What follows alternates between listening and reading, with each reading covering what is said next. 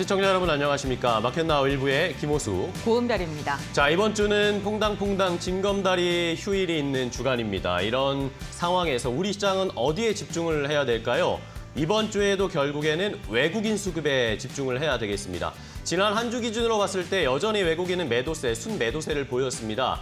계속해서 연속적인 순매도를 보였지만 그래도 그나마 다행이었던 것이 지난주 후반 목요일, 금요일에는 외국인들이 순매수를 했어요. 이러다 보니까 이번 주에는 뭔가 전환될 수 있지 않을까. 지난주 전체적으로 봐도 외국인의 순매도 폭이 많이 줄어들었습니다. 과연 오늘도 그리고 이번 주에 징검다리 연휴에도 외국인들이 매수를 계속 해줄 수 있을지 이것이 우리 시장에 지탱을 해줄 수 있는 중요한 모멘텀이 돼야 되겠고요. 자, 여기에다가 미국에서는 이번 주에 고용 지표들이 여러 가지가 발표가 됩니다. 여기에서 중요한 것 미국의 경제가 연착륙할 수 있을 것인지 이러면서 11월에도 미국 FOMC에서 빅컷할 수 있다 이런 이야기들이 나오고 있는데 과연 이것이 우리 시장에 훈풍을 불어다 줄 수 있을지 기대를 해보겠습니다. 네, 그렇습니다. 이제 9월도 마무리를 할 시간이 다가왔습니다. 오늘 9월의 마지막 거래일이기도 하고요. 3분기를 정리하는 시간이기도 합니다. 우리 4분기에는 과연 우리 시장이 낙폭을 만회하면서 2,700선을 돌파해 줄 수 있을지 여러 가지 호재와 함께 증시 역시나 강한 상승이 나타날 수 있을지 기대해 보도록 하겠고요.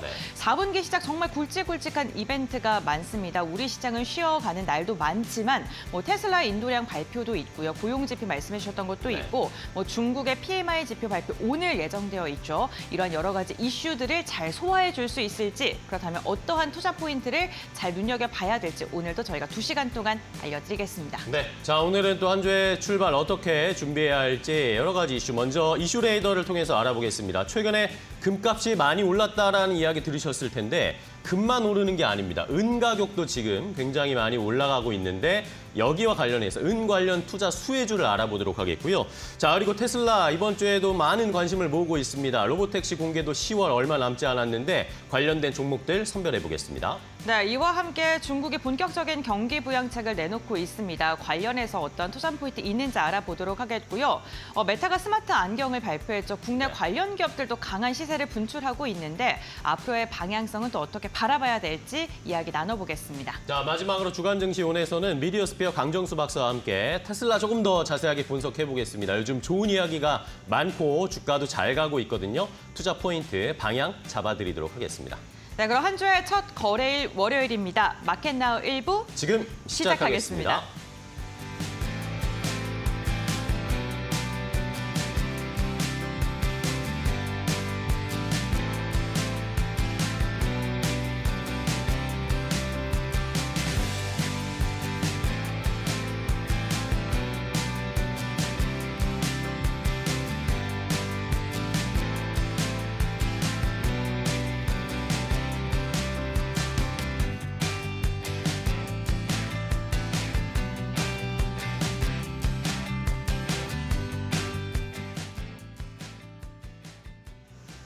마켓나우 1부 글로벌 포커스로 문을 열어보겠습니다. 우리가 잠든 사이 세계 시장에서는 어떤 일이 있었고 우리 시장에는 어떠한 영향을 미칠까요?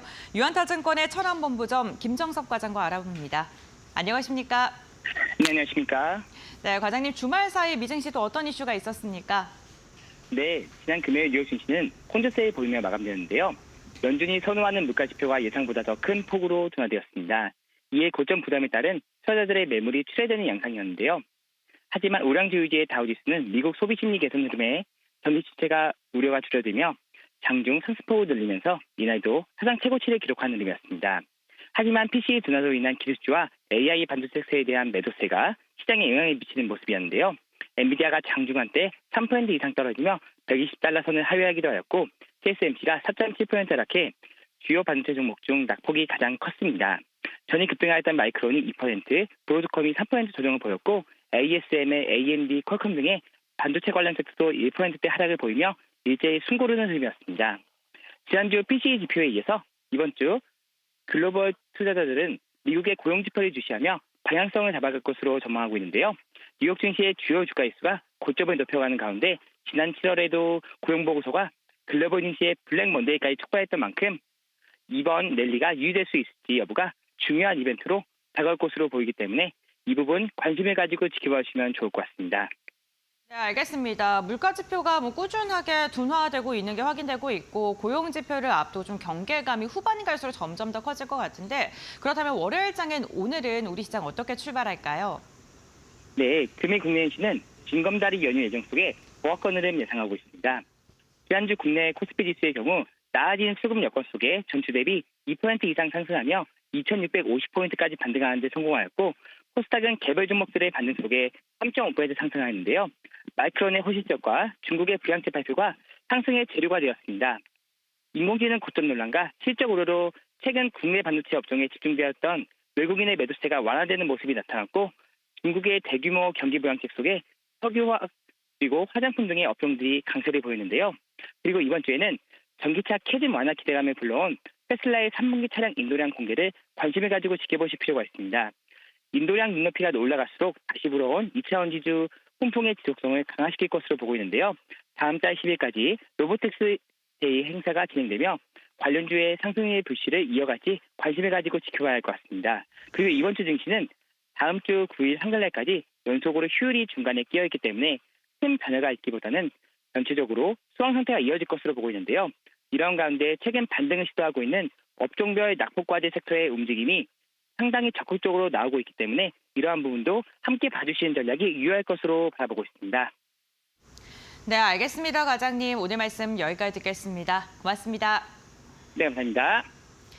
네, 지난주 국내 증시 외국인의 매수세가 주 후반 들어서 유입되는 모습이 포착이 됐습니다. 낙폭 과대 종목 그리고 외국인의 수급이 유의미하게 들어오는 종목을 중심으로 반등의 여력이 있다라고 투자 포인트 짚어주셨으니까요. 이 부분 참고하시면서 시장 전략 세워보시면 좋을 것 같습니다. 지금까지 글로벌 포커스였습니다.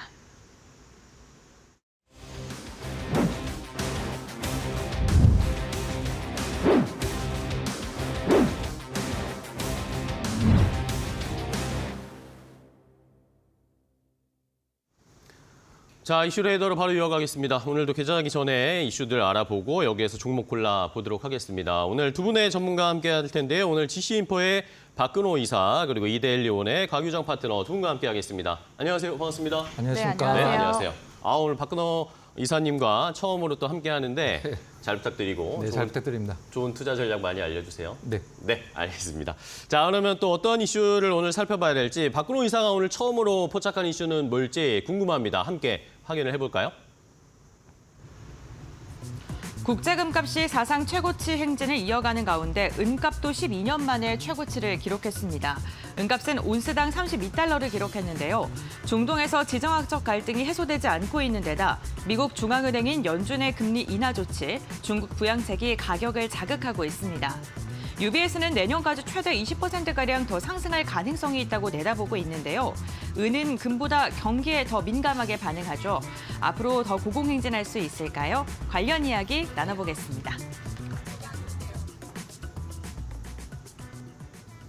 자, 최근에 금 가격이 많이 올라가고 있다라는 뉴스는 많이 들으셨을 겁니다. 그런데 금 가격뿐만 아니라 은도 함께 따라서 같이 올라가고 있어서 이번에 박근호 이사가 이 이슈를 포착을 해주셨어요. 자, 이사님, 은 가격도 이렇게 많이 올라가고 있다는데 어느 정도 올랐길래 그런 겁니까? 일단 금이랑 은은 같은 방향으로 움직입니다. 기본적으로는. 근데 그렇죠. 금은 지금 역사적으로 사상 최고치를 경신을 그렇죠. 하고 있는데 은은 사실 한 2년, 3년 전에 최고가를 기록했던 이유에 아직은 그건 못 미치고 있어요. 은이 최근에 많이 오르는 이유를 우리가 이제 알고 넘어가야 되잖아요. 그렇죠. 일단 은은 사실 이 산업 전반에 굉장히 많이 쓰이는 상황인데 지금은 그것보다도 미국의 금리 인하로 인한 달러 가치 하락에 조금 포커스를 맞추는 게 좀 나을 것 같아요. 우리가 보통 원자재 선물이나 원자재를 많이 공부를 하다 보면 네. 달러 가치가 떨어지면 원자재 가격은 올라간다. 이거는 이제 좀 교과서적인 그렇죠. 얘기거든요. 공식 같은 얘기죠. 공식이죠. 그렇죠. 근데 은 같은 경우에는 지금 금과 같은 방향으로 움직였을 때 아직은 전고점에 못 미치고 있다는 점에서 금보다 상승 탄력이 좀 크다라는 점을 시장에서 좀 많이 어필을 하고 있는 것 같아요. 네네. 그럼 은이 어디에 많이 쓰이길래 이렇게 가격이 오르지라고 우리가 네네. 한번 알아봐야 되잖아요. 네네.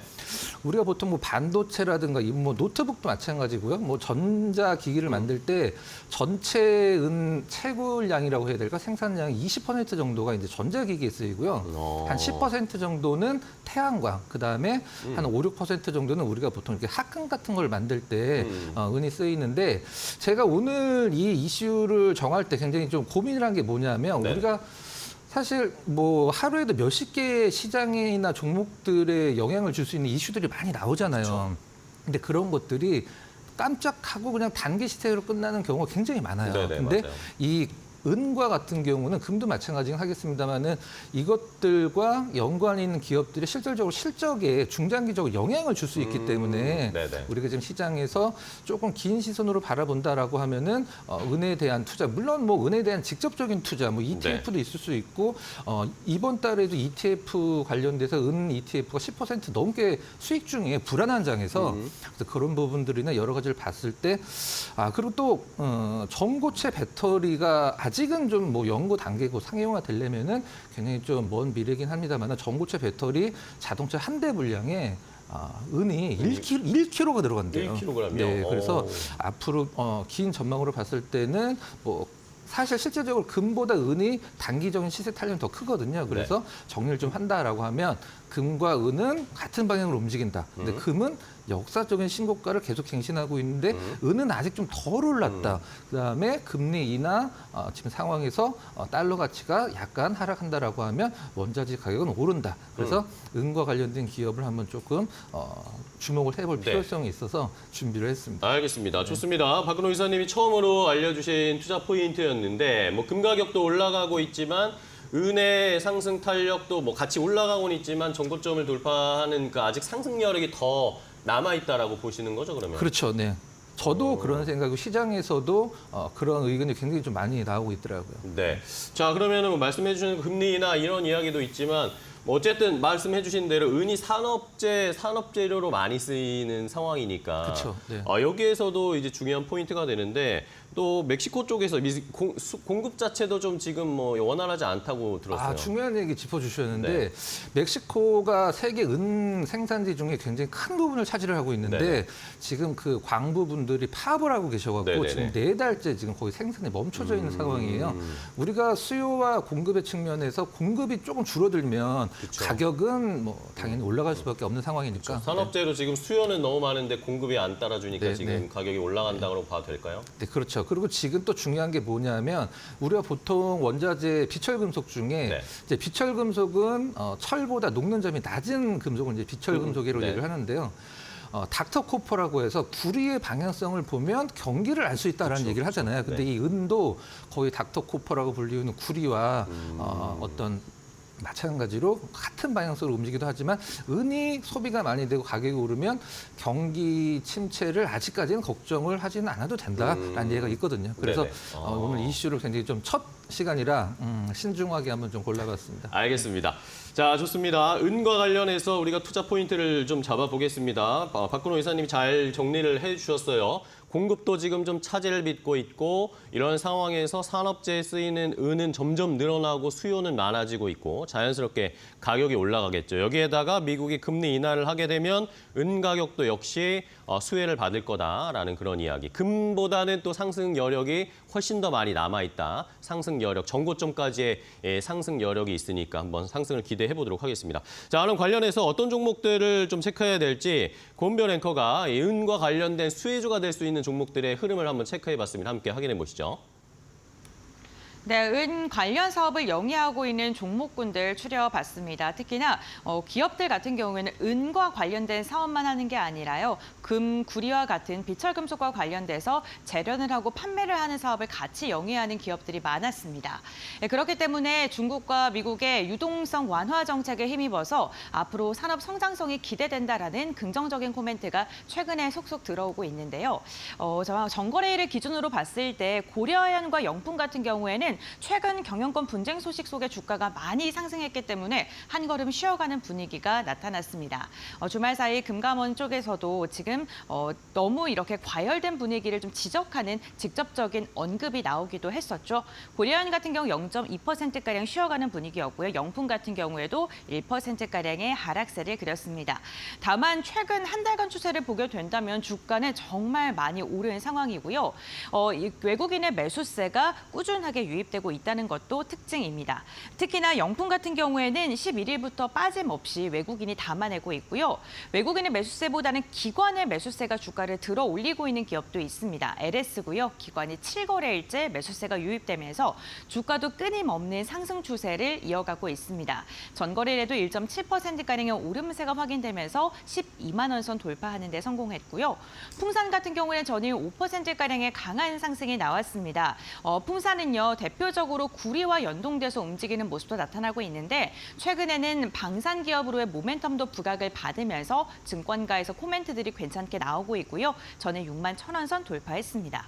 알맥 같은 경우에는 알루미늄 관련된 사업을 영위하고 있습니다. 재련에서 자동차 부품을 만드는 기업인데요. 최근 2차 전지 모멘텀 그리고 알루미늄 구리와 관련된 모멘텀 함께 엮이면서 전일 두 자릿대 강세 움직임 포착됐습니다. 전반적으로 비철금속 관련 기업들 5일 차트를 보게 되면은 꾸준한 우상향 곡선이 나오고 있습니다. 경기 회복에 대한 기대감이 나올 때마다 강하게 움직임을 나타내고 있는 만큼 중국의 경기 부양책과 연동돼서 움직임도 확인되고 있는데요. 그렇다면 비철금속 관련 기업들 그 가운데서 은사업을 하고 있는 기업들 가운데서 우리는 어떠한 종목을 눈여겨봐야 될까요? 전문가들의 선택 지금부터 알아보시죠. 자, 은 관련된 종목들의 흐름 함께 확인해 봤는데 많은 개인 투자자분들, 시청자분들이 금 투자 관련해서는 여러 가지 방법을 알고 계실 겁니다. 선물에 투자하든 실제 금 바를 사는 골드바를 사시는 분들도 계신데 은 투자와 관련해서는 이제 약간 생소하신 분들이 있을 것 같아요. 그래서 그렇죠. 어떤 종목을 좀 고르면 좋을까요? 직접적으로 은을 투자를 하고 싶다라고 하면 소위 얘기하는 금은방 가서 사도 되긴 하는 건데 귀찮잖아요. 또 우리는 또 주식을 하시는 분들이니까. 그렇죠. 그래서 클릭해서. ETF도 있긴 합니다만 은과 관련된 기업을 사실 다른 기업을 갖고 오려고 했는데 최근에 너무 이게 이슈화가 많이 되고 있는 기업이라 네. 일단은 좀 안정되고 수급상으로 지금 가장 조금 돋보이는 기업을 좀 갖고 왔습니다. 이제 종목명은 LS고요. LS요? 자, LS가 은이랑 상관이 그러니까요. 있어?라고 생각하실 수 LS는 있는데. 요즘에 거의 전력 쪽으로만 많이 부각받는 그렇죠. 거 아닌가요? 네, 그렇죠. LS 자회사에 이제 전선이나 엠트론 이런 기업들 많이 있긴 합니다만은 가장 중요한 LS 내에서 매출과 영업이익이 가장 많은 비중을 차지하는 게 아마 좀 모르실 수도 있는데 아시는 분들 아실 거예요. 근데 LS M&M이라고 약간 초콜릿 이름이랑 좀 약간 비슷하죠. 네. LS M&M입니다. 네. 이게 과거에 처음에 생겼을 때 원래 일본 기업이었다가 그다음에 삼성으로 갔다가 LG로 갔다가 이제 LS로 왔는데 이렇게 말씀드리면 아마 그 기업 하실 거예요. 그 LG 니코동제련이라고 그게 바로 LS M&M입니다. 전 세계에서 5손가락 안에 드는 가장 큰 재련소 중에 하나인데 일단 LS M&M 같은 경우에는 그 LS 그룹 내에서도 가장 많은 어떤 매출과 1분기에는 I&D라는 계열사가 굉장히 좀 좋은 흐름을 나타내긴 했었습니다만은 가장 많은 매출을 좀 갖고 있는 상황이고 일단 이 은과 관련돼서 계속적으로 좀 쓰이려면은 여러 가지 전자기기가 많이 쓰인다고 말씀드렸잖아요. 네. AI 데이터라든가 이 전선과 관련된 부분도 사실 데이터 센터 관련돼서 움직이는 부분들 현대일렉 같은 경우는 사실 데이터 센터의 어떤 수혜를 굉장히 많이 보고 있죠, 실질적으로. 그래서 일단은 재련과 전력 두 가지를 봤을 때 지금 현재 어떤 달러 가치 하락과 관련돼서 원자재 가격의 상승, 그다음에 전력 쪽으로의 아직 좀 약간 화끈한 어떤 수주나 어떤 그 영업이익은 나오고는 있지는 않습니다만은 앞으로 조금 더 좋아질 수 있다라는 점에서 LS 은 관련돼서 투자자분들은 이렇게 시청자분들 생각할 수도 있어요. 아유, 은 관련돼서는 여러 가지 좀 개별주들도 있는데 4조 원짜리 종목은 너무 무겁지 않을까라고 생각할 수도 있는데 LS 자체가 주가가 최근에 움직이는 것 자체가 전력이나 인프라 이쪽에 이슈가 나오면은 올라가는 그렇죠. 상황이지 은 때문에 이게 과연 올라갈까? 아니면은 은이 말씀해 주신 것처럼 이런 은 가격이 올라가는 게 뭔가 하방 경직성을 만들어줄 수 있다. 이렇게 볼 수도 있을까요? 하방 경직성은 제가 봤을 때는 주가 흐름상 이미 잡았고요. 네. 일단 지주사들이 무겁다라는 관점을 네. 고정관념을 조금은 버려도 될 것 같아요. 그리고 지주사 안에서 지주사가 만약에 그 감독이라고 하면 네네. 그 밑에서 뜨는 계열사들 선수들, 플레이어들이 지금 나름대로 괜찮거든요. 그래서 LS 같은 경우도 지금 시장이 이거 사면 요거 오르고 요거 사면 요거 오르는 장이거든요. 그래서 약간 좀 약 오를 수도 있는 장인데 네. 모든 포트를 굉장히 좀 탄력성이 큰 종목군들을 담을 수는 없거든요. 그래서 지금 수급적으로나 이슈적으로나 앞으로 좀 뭐 성장 가능성, 계열사들의 실적 성장 가능성이 좀 괜찮다라고 보고 있어서 LS를 조금 보도록 차트 잠깐 보면서 수급을 좀 잠깐 네. 보여드리고 싶은데 한번 화면 한번 좀 간단하게 잡아주시면은 네, 그렇죠. 설명해 주시면 됩니다. 우리가 어떤 주식들을 살 때 뭐 저평가일 수도 있고 성장성일 수도 있고 뭐 안정성일 수도 있는데 네. 주식은 사야지 오르잖아요. 그렇죠. 수급이 가장 중요한데 앞서서도 이제 앵커께서 캐스터께서 7일 연속 순매수로 네, 기관 말씀드렸었는데 매수가 들어오고 있어요. 자, 요 화면 보시면 빨간색 선 외국인입니다. 팔고 있죠. 근데 아래 보면 파란색 선 기관인데 사고 있는데 이 LS의 전통적인 수급은 외국인들 수급은 거의 영향성이 없고 기관 수급을 많이 따릅니다. 이제, 기관의 바닥과 LS의 바닥, 그다음에 LS의 고점과 기관의 매도 시점. 근데 기관이 팔기 시작하면 그렇네요. 고점을 잡고요.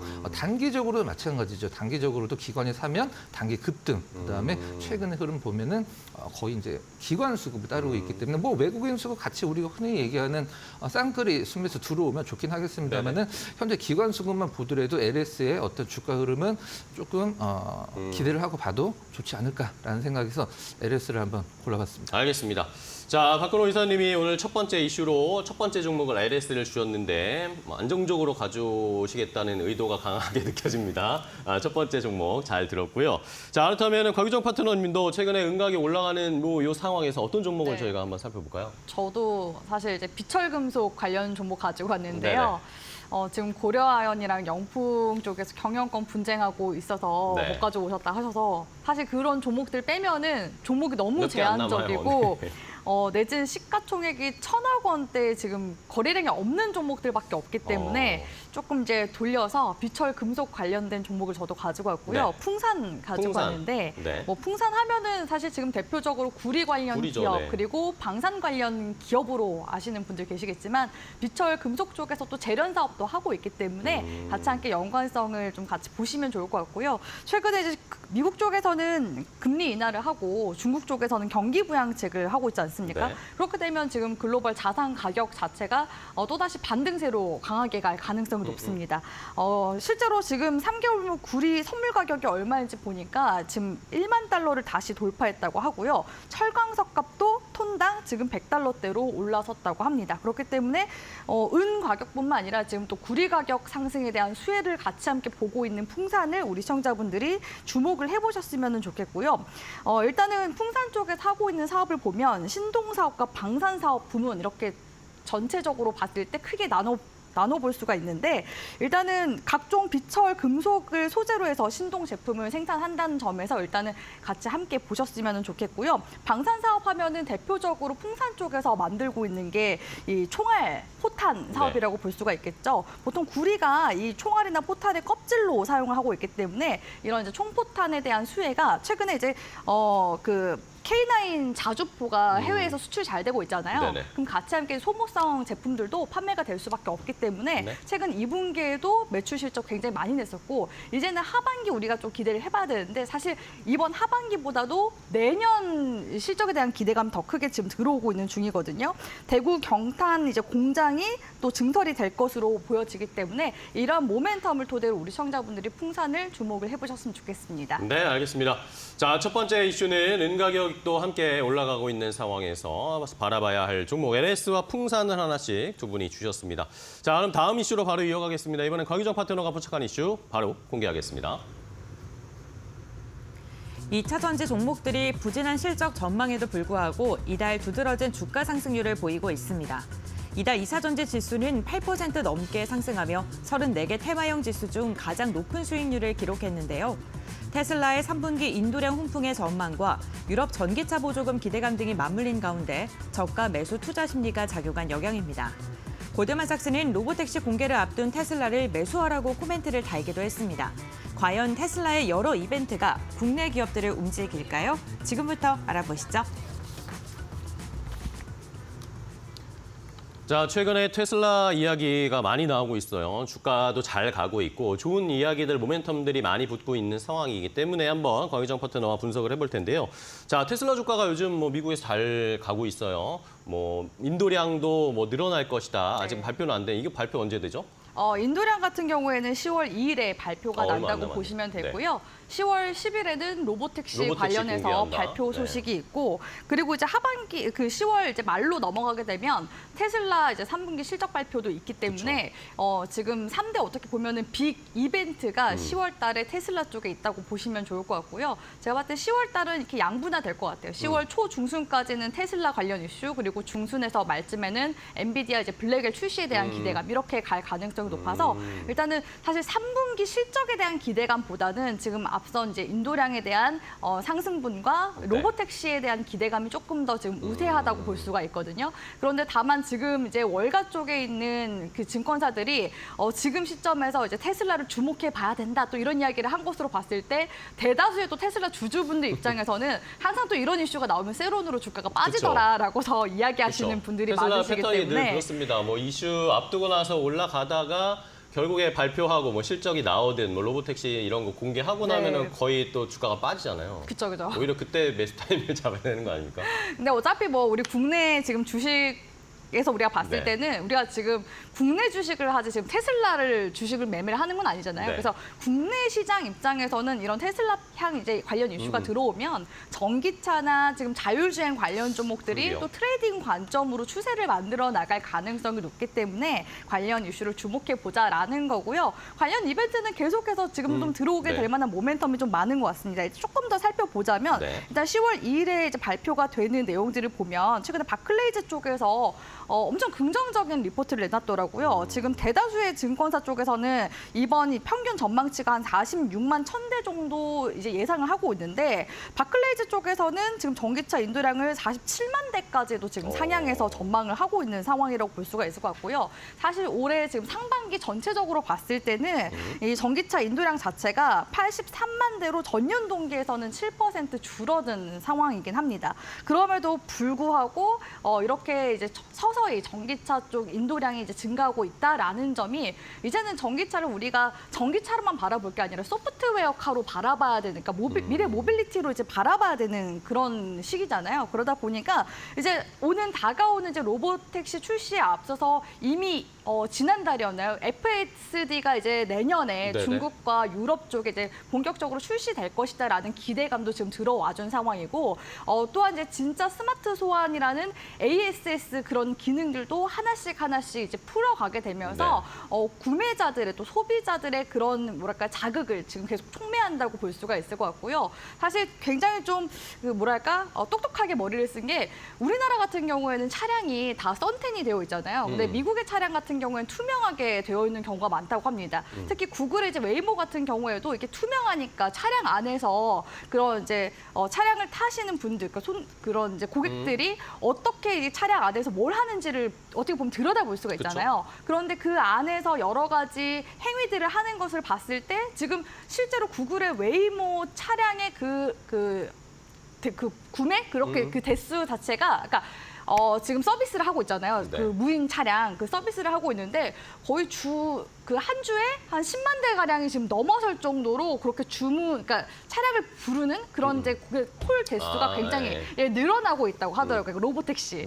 로보택시에 대한 자율주행 택시에 대한 그런 이제 니즈가 지금 어떻게 보면 확인이 되고 있는 시점이기 때문에 앞으로 이제 공개되는 로보택시에 대한 기대감이 조금 더 커질 수밖에 없어서 관련 모멘텀 우리 시청자분들이 주목해 보시면서 일단 트레이딩 관점으로 흐름을 좀 보셨으면 좋겠습니다. 네, 알겠습니다. 자, 테슬라의 빅 이벤트가 10월에 계속 상존하고 있기 때문에 차례차례로 하나씩 올 겁니다. 그러면 관련해서 종목들을 좀 살펴봐야 될 텐데 테슬라와 또 연관돼서 반응을 보일 수 있는 종목들 고은별 앵커와 함께 확인해보고 정리해보겠습니다. 네, 국내 기업들 가운데 테슬라와 협력 관계를 맺고 있는 종목들의 최근 흐름 살펴보도록 하겠습니다.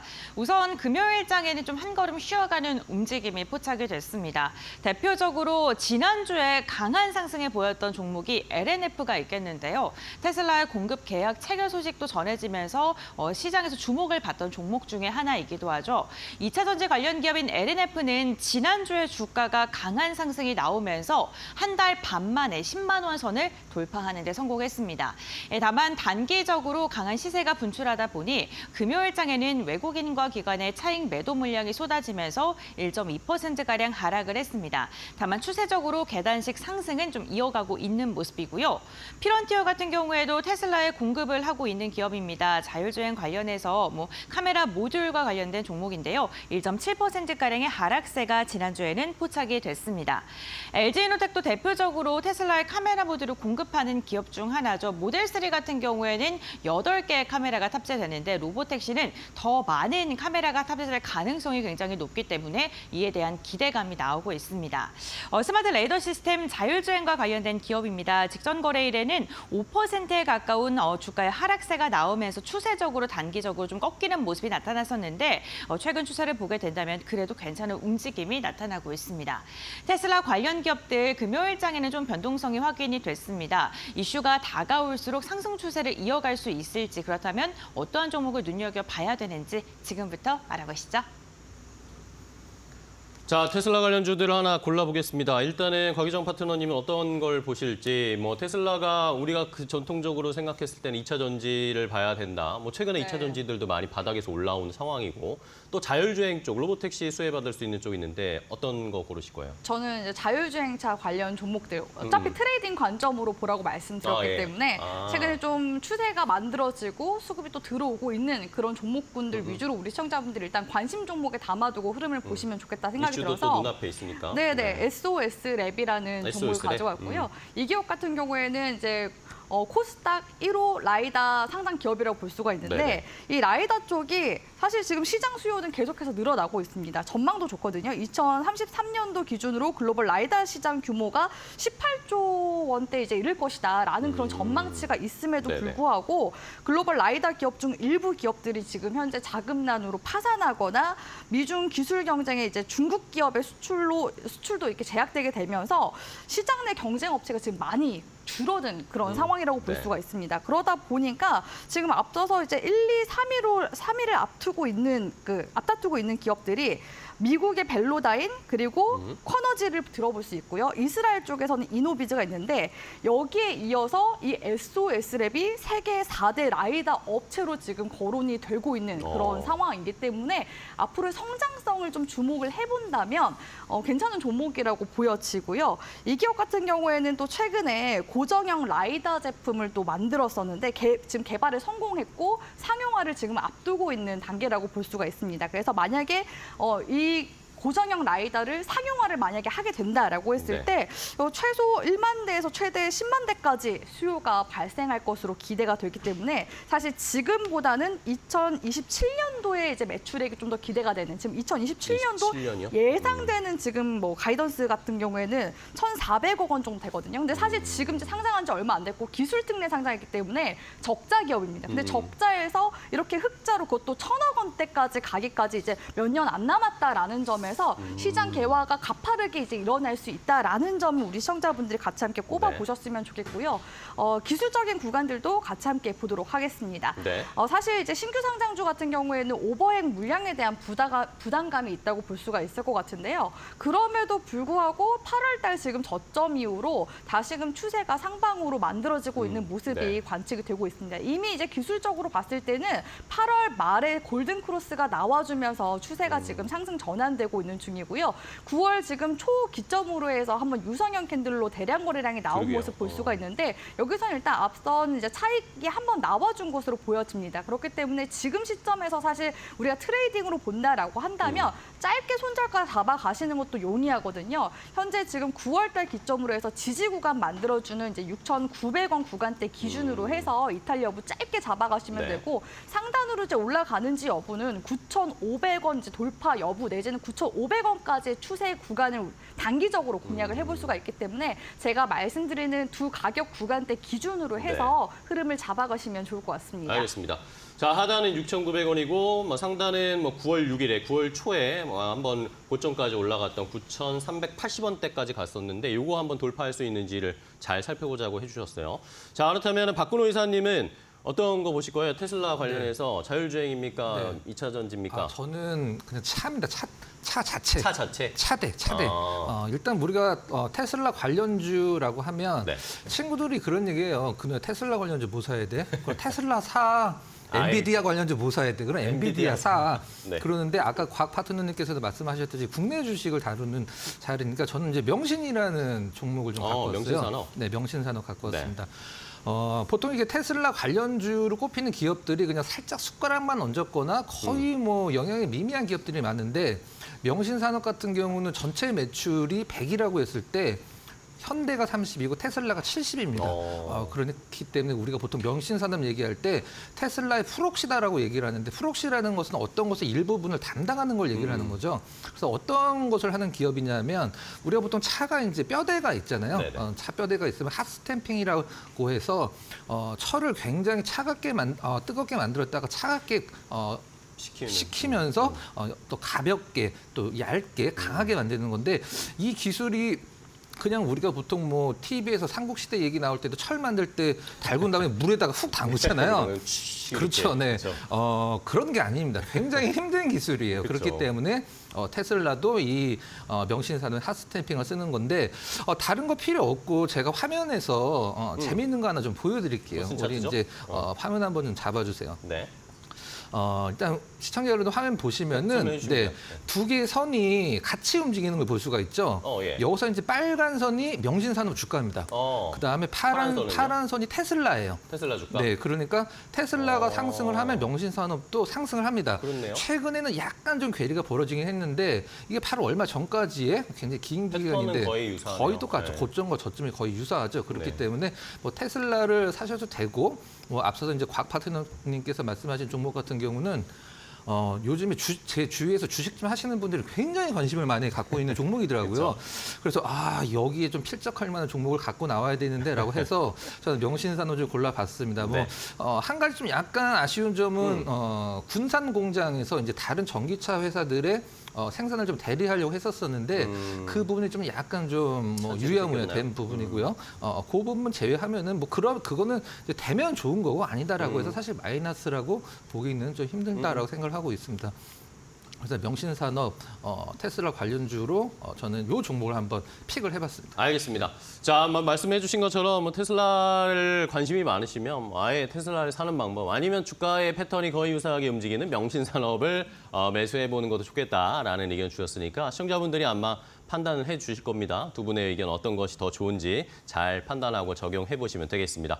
자, 오늘 이슈레이더 두 분과 함께 이야기 나눴습니다. 오늘도 곽 파트너님 늘 항상 잘 해주셔서 감사하고 박근호 이사님도 오늘 처음인데 좋은 전략 알려주셔서 감사합니다. 다음 시간에 또 뵐게요. 고생 많으셨어요.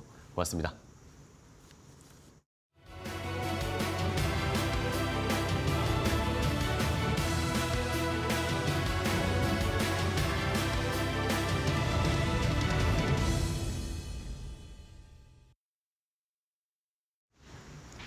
네, 마켓 리포트 강민정입니다. 오늘도 두 종목을 함께 살펴볼 텐데요. 이 리포트 내용, 종목은 코리아 밸류업 지수에 포함된 두 종목을 골라와봤습니다. 네, 먼저 하나증권의 대한항공 확인해 보겠습니다. 제목에 탑라인 견조, 유가 실적 반영은 4분기라고 적었는데요. 즉 매출액은 견조하고 유가가 떨어진 것이 반영되는 것은 4분기 실적부터다라는 이야기입니다. 일단 하나증권은 대한항공 3분기 여객과 화물이 모두 양호한 성장세를 보이고 있다고 평가했는데요. 이 그래프에서 보시면 아래쪽에 에메랄드빛으로 표시된 곳이 여객 부문이고요. 그 위에 있는 하늘색이 화물 부문입니다. 여객도 화물도 모두 2021년부터 2025년까지 꾸준한 성장 그래프를 나타내고 있습니다.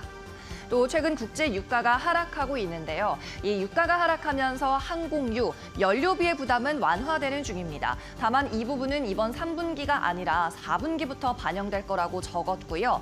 여기에 따라 4분기 영업이익 추정치를 상향 제시했습니다. 다만 목표 주가는 27,000원으로 유지했네요. 이어서 다음 장에서 더 자세히 살펴보시죠. 먼저 아시아나 인수 이야기를 좀 해보겠습니다. 대한항공의 아시아나 항공 인수는 연내 마무리될 예정입니다. 아시아나의 비용 구조가 이번 인수합병으로 인해서 크게 개선될 걸로 보이는데요. 아시아나는 대한항공의 자회사격으로 연결재무제표에 2년 동안 반영되게 됩니다. 이번 인수합병 이후에 유상증자를 거치고 나면 아시아나의 부채 비율은 600%까지 떨어지고 이자 부담은 연간 1,150억 원, 최소한 1,150억 원 축소될 걸로 보입니다.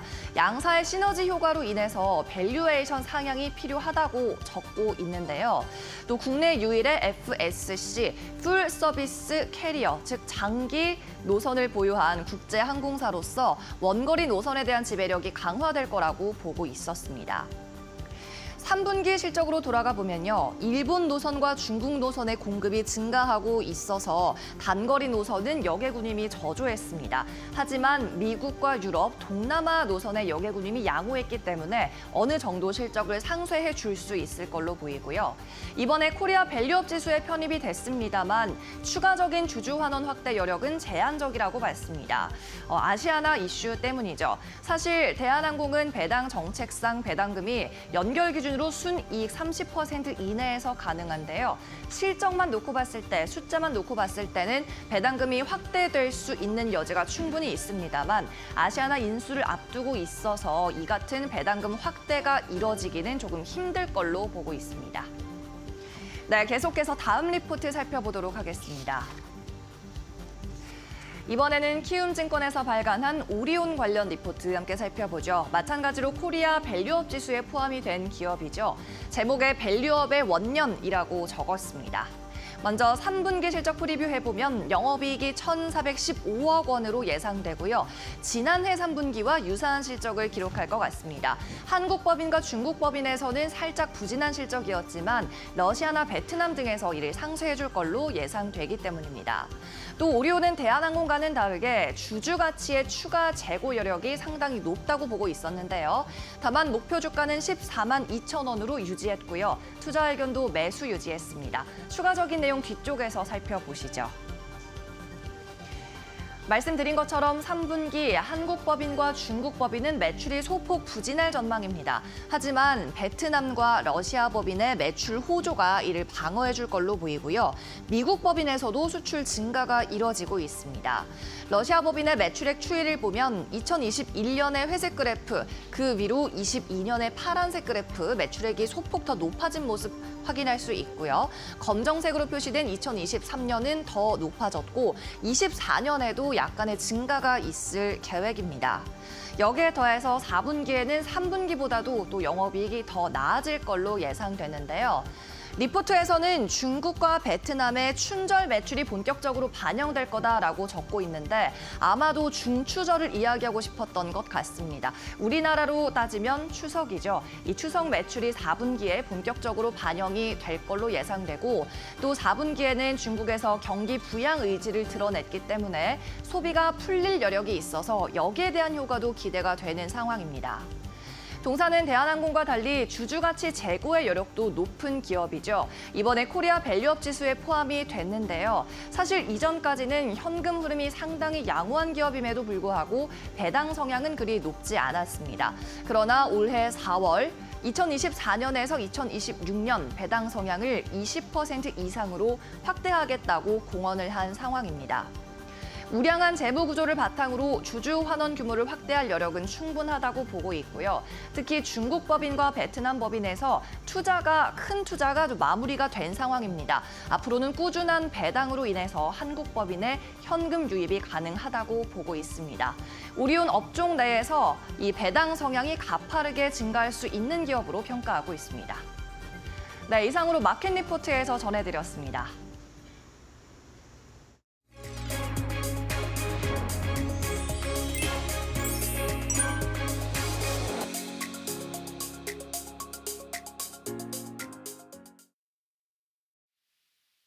네, 안녕하세요. 반갑습니다. SK증권 이천지점 소영원 차장입니다.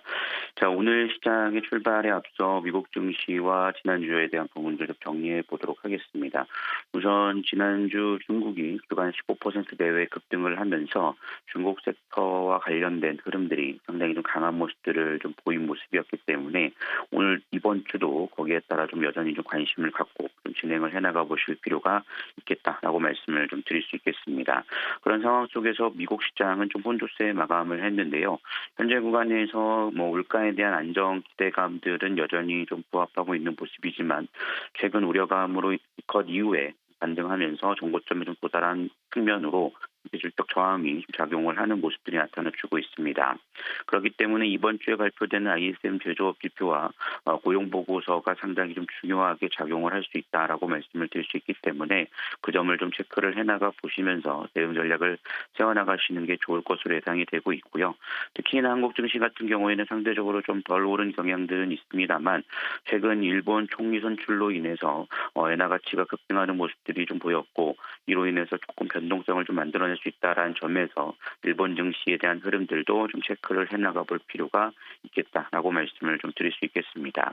그리고 한국 증시는 이번 주 연휴를 좀 앞두고 있기 때문에 변동성에 대한 부분들을 좀 감안하셔서 좀 대응 전략을 세워나가 보셔야 되겠고 지수에 대한 부분들은 어느 정도 좀 반등세가 이어지면서 2,700선 가까이 좀 머무는 모습이지만 그 이상에 대한 부분들은 좀 시간 숨고르기가 이루어질 수 있는 상황이다라는 점들을 염두에 두고 좀 대응을 해나가 보실 필요가 있겠다라고 말씀을 드릴 수 있겠습니다.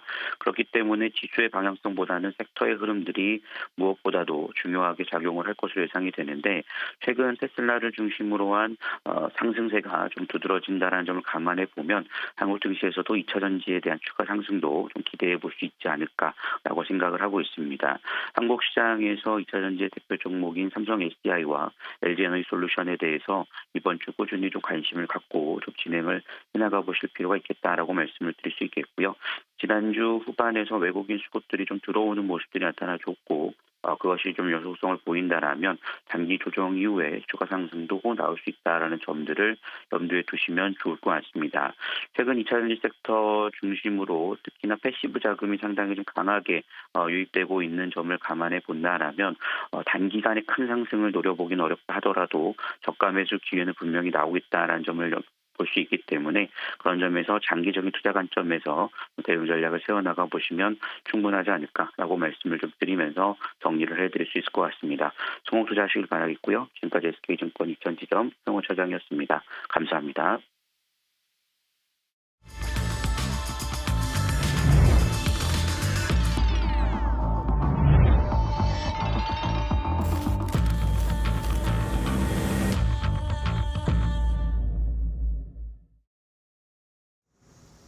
자, 마켓 스탠바입니다. 오늘도 장 출발 준비를 해보겠습니다. 오늘 9월의 마지막 거래일인데요. 이제 장 시작 10분 정도밖에 남지 않았습니다. 현재 시간 8시 50분을 향해서 달려가고 있습니다. 말씀해드린 것처럼 9월 30일 9월의 마지막 거래일이고 이번 주에는 국군의 날 휴일이 생겼고 여기에다가 개천절 휴일까지 있기 때문에 우리 시장 자체 거래일 수가 많지 않습니다. 지난주 후반에 외국인 수급이 계속해서 좀 들어왔는데 과연 이번 주에도 이런 외국인 수급이 이어질 수 있을지 주말 사이에도 미국 증시가 혼조세로 거래를 마감했는데 달러 인덱스가 또 굉장히 많이 내려갔습니다. 거의 100선을 붕괴하고 내려갈 것으로 보이는 흐름을 보이고 있기 때문에 과연 오늘 원달러 환율의 흐름은 어떻게 될지 여기에 따라서 외국인 수급이 어떻게 바뀔지가 중요한 포인트가 될 것으로 보입니다. 자, 그럼 오늘 장 출발 두 분의 전문가와 함께 준비해 볼 텐데요. 레몬 리서치의 김민수 대표, 이데일리 스페셜리스트, 실리섭 전문위원, 고은별 앵커와도 함께 하겠습니다. 안녕하세요. 반갑습니다. 네. 자, 오늘은 또 어떤 이슈들을 살펴봐야 할지 먼저 김민수 대표님과 오늘 장 출발하기 전에 살펴봐야 할 개장전 탑3 주말 사이에도 글로벌적으로 이슈가 많았습니다.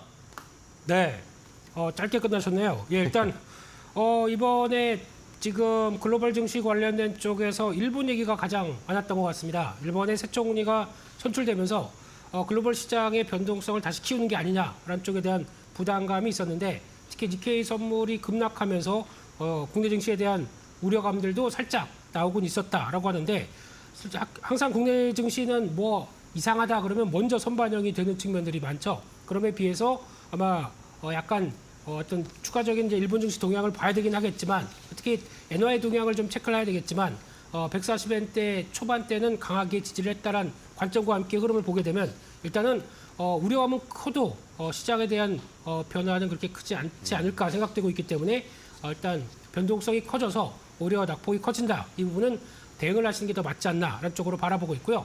또 이번 주는 미국이 우리나라는 쉰다고 하더라도 우리나라는 지금 출근하자마자 퇴근 준비해야 되는 또 내일 휴일이죠. 그런 쪽에서 이번 주 계속 어떤 휴일이 계속 있다 보니까 변동성이 커질 부분들은 염두를 해야 되겠지만은 미국의 실물 지표, 특히 고용 지표 관련된 부분들에 대해서 변동성을 키울 요인들이 있겠다라는 쪽이지만 그래도 미국은 금리 인하한다라는 기반으로 흐름들을 체크해야 될 것 같고요. 두 번째로 중국 관련주들이 강세입니다. 시장에서 예상 밖에 강한 중국 시장에서 경기 부양책을 내놓다 보니까 그에 따라서 국내 종목들도 어떤 산업재부터 소비재까지 산업재는 요즘 화학 쪽이 거의 주가를 견인하고 있죠. 이런 쪽에서 시장이 많이 시장에서 소외됐었고 그다음에 낙폭이 컸던 만큼 그에 따라서 월봉 같은 경우 보게 되면 저 밑에서 움직이는 모습들이 크다라는 쪽에서 기대감이 좀 높이면서 이어진다고 하더라도 일단 중국 증시 국경절 휴장을 통해서 모멘텀이 크게 나오지 않는다고 하게 되면 살짝 소강 상태가 이어지지 않을까라는 관점에서 그를 좀 이용해서 접근하시는 게 낫지 지금 추격 매수하기에는 단기적으로는 좀 부담스럽다라는 쪽에서 활용은 일단 무엇보다 지표가 확인되기 시작하면서 또 추가적인 강세가 나올 수가 있기 때문에 그 시간적인 갭도 한번 생각해보자라고 말씀드리겠고요. 마지막으로 세 번째는 2차전지 관련된 섹터의 강세가 일단 계속 또 부각을 받는 것 같습니다.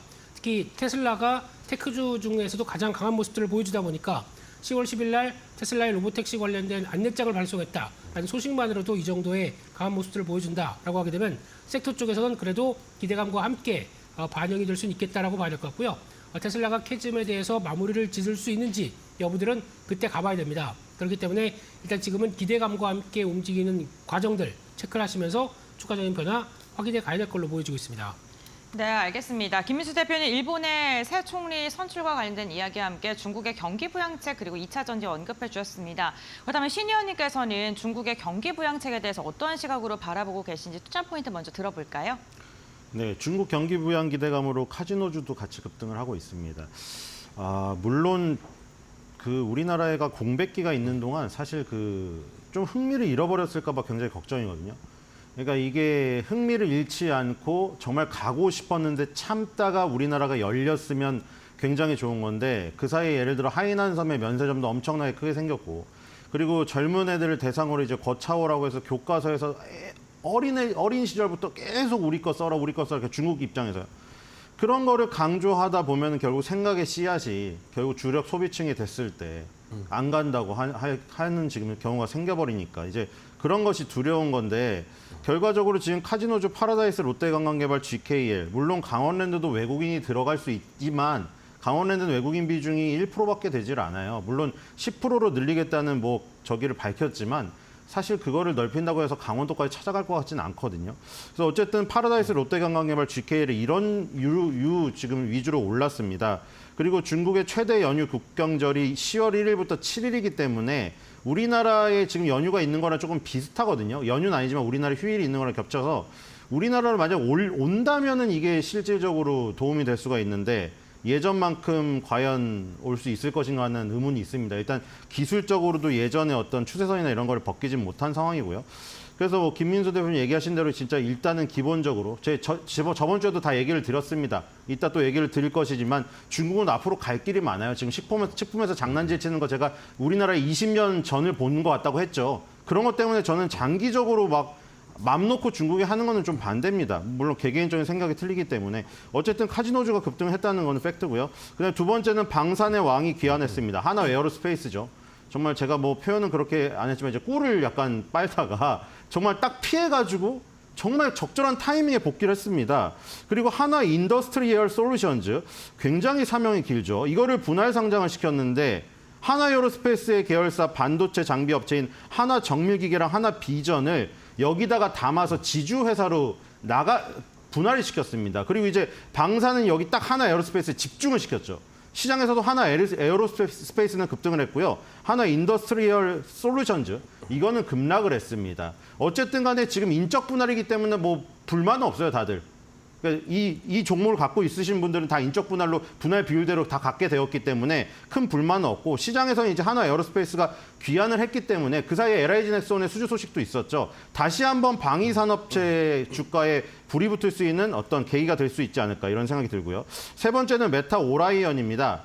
이게 시제품이긴 한데 솔직히 외관만 봐서는 정말 우리가 꿈꾸던 거에 가장 가깝긴 하거든요, 사실. 그동안은 사실 뭐 고글이니 헬멧이니 이런 거 무거운 거 쓰고 있고 앞도 보이지 않고 혼자 무슨 자신만의 세상에서 뭐를 펼치고 뭐 이런 개념이었는데 이거는 외관상으로는 정말 이제 아이언맨이 쓰는 선글라스에 가깝단 말이죠. 그리고 지금 뭐 이미 사실 뭐 선글라스 레이벤 걸로 나와 있긴 하지만 거기엔 AI 기능은 없거든요. 그러니까 AI 기능까지 있는데 저 정도로 구현했다는 거. 일단 굉장히 어떤 반응이 좋습니다. 그래서 우리나라에서 뭐 자이언트 스텝, NP, 포바이퍼, 스코넥, 덱스터 이런 것들이 오랜만에 강세를 띠고 막 자이언트 스텝은 상한가에 진입하기도 했거든요. 근데 또 여기서 또 잘 가려야 될 게 이 종목들이 이제 AR, VR 시장이 커질 것 같아서 오르긴 했는데 이게 직접적으로 무슨 메타 오라이언과 연관 관계가 있거나 이런 것은 지금 확인을 해봐야 될 것이 같거든요. 그래서 이런 이슈로 굉장히 부각이 되어서 막 상한가를 간 것을 뒤늦게 접근해서 따라가서는 굉장히 어렵지 않나. 이미 가지고 계신 분들은 이제 아주 기분 좋게 차익 실현하고 휴일을 맞이할 수가 있지 않을까. 근데 다른 것들은 조금 더 확인 작업이 필요하다. 이렇게 생각이 듭니다. 네, 알겠습니다. 자, 중국의 경기 부양책이 지난주에 우리 시장에 어느 정도 좀 힘을 줬는데 이번 주에도 이어질 수 있을지 계속 살펴봐야 되겠고 여기에 따라서 또 외국인 수급도 함께 저희가 지켜보도록 하겠습니다. 자, 그럼 장 출발 얼마 남지 않았는데 일단은 뭐 방향성을 찾지는 못하고 있는 현재까지 동시효과 상황입니다. 더 자세하게 동시효과 상황 곰변 앵커 확인해 보시죠. 네, 9월 30일 월요일장 국내 증시 예상 체결 지수 함께 살펴보겠습니다. 주말 사이 미증시는 혼조세가 펼쳐졌습니다. 물가 지표의 둔화가 확인이 됐습니다만 지난주 아무래도 기술주를 중심으로 강한 상승이 나왔기 때문에 숨고르기 장세가 펼쳐진 것인데요. 오늘 국내 증시 역시나 눈치를 보는 모습 나타나고 있습니다. 징검다리 휴일이 앞으로 다가오면서 이번 주는 경계감이 짙을 수밖에 없는데 유가증권 시장 약보합권 출발 준비 중이고요. 코스닥 같은 경우에도 상승과 하락을 반복하면서 지금 방향성 탐색에 나서고 있습니다. 그렇다면 시가총액 상위 종목들의 흐름은 어떨까요? 유가증권 시장 살펴보시죠. 1위부터 5위권입니다. 지금 혼조세가 펼쳐질 것으로 보입니다. 반도체는 우선 한 걸음 쉬어가는 분위기인데 SK하이닉스가 1.5%가량 밀린 채 출발 준비하고 있고요. 삼성전자는 상승으로 출발을 준비 중에 있습니다. 2차 전지 기업인 LG에너지솔루션 0.9%가량 그래도 탄력적인 움직임 보여주면서 출발을 준비 중에 있습니다.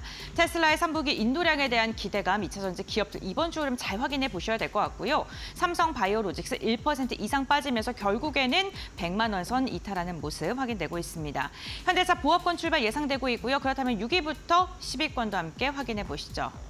네, 6위부터 10위권 보시게 되면요. 우선 완성차 기업들은 오늘 보합권입니다. 명확한 방향성 보여주지 않고 있고요. 셀트리온과 삼성 바이오로직스, 바이오주는 좀 쉬어가는 움직임. KB금융이 오늘도 0.9%가량 상승 출발 준비 중에 있습니다. 밸류업에 대한 기대감 지금 다시금 좀 주가를 들어 올리고 있고 포스코홀딩스 1% 이상 상승 출발 예상되고 있습니다. 중국 경기 부양책에 대한 기대감으로 지금 철강주들의 흐름 최근 좋습니다. 다음은 코스닥 함께 살펴보시죠. 코스닥 시가총액 1위부터 5위권입니다. 우선 HLB를 제외하고 4가지 종목이 일제히 상승 출발 예상되고 있습니다. 에코프로 그룹주들 오늘 상승으로 지금 돌아선 모습이고 알테오젠과 엔캠 역시나 오늘 오름세로 출발 예상되고 있습니다. 다음은 6위부터 10위권 함께 확인해 보겠습니다. 6위부터 10위권 보게 된다면요. 리가켄바이오와 리노공업은 하락 출발은 클래시스와 휴질 같은 경우에는 1% 이상의 상승 출발 예상되면서 같은 섹터 내에서 다른 움직임 집계됩니다. 국내 증시 출발합니다.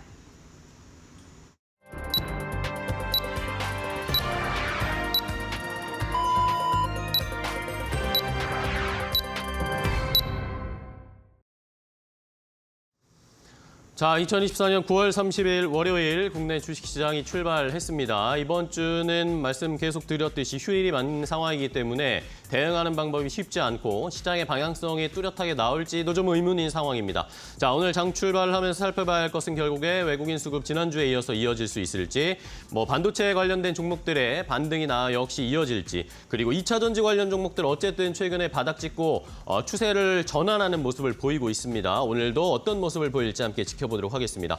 자, 일단은 뭐 말씀드린 것들을 체크해보면 삼성전자, SK하이닉스는 하락 출발하면서 조금 더 쉬어가는 모습인데 반면에 2차 전지 관련 종목들이 오늘 역시 다시 부각받고 있는 모습을 장 초반이지만 확인할 수가 있습니다. 삼성전자는 약보합권 수준 출발하면서 64,000원 초반대 가격 형성하고 있고요. SK하이닉스가 0.5% 내외로 하락 출발했습니다. 반면에 LG에너지솔루션은 2% 넘게 강한 반등으로 시작을 했고요. 삼성 SDI도 2% 넘게, 코스닥 시장에서도 에코프로비엠과 에코프로는 상승 출발했지만 알테오제는 강보합권 수준, HLB는 하락 출발하면서 조금 다른 모습을 나타내고 있습니다. 자, 여기에다가 더 중요한 것이 오늘 장 시작 전에 네이버가 공시를 하나 했는데 자사주를 매입 소각하겠다라는 소식을 밝혔습니다. 너무나 늦은 감이 있지만 네이버의 주가를 다시 부양하기 위해서 거의 주식 발행 수의 1.5%에 해당하는 4천억 원 넘게 자사주 매입 소각을 한다는 소식이 전해졌기 때문에 오늘 네이버가 3% 넘게 강한 출발로 일단 시작하는 모습입니다. 자, 그럼 시장의 스타트한 상황 조금 더 자세하게 고은변 앵커 확인해 보도록 하겠습니다.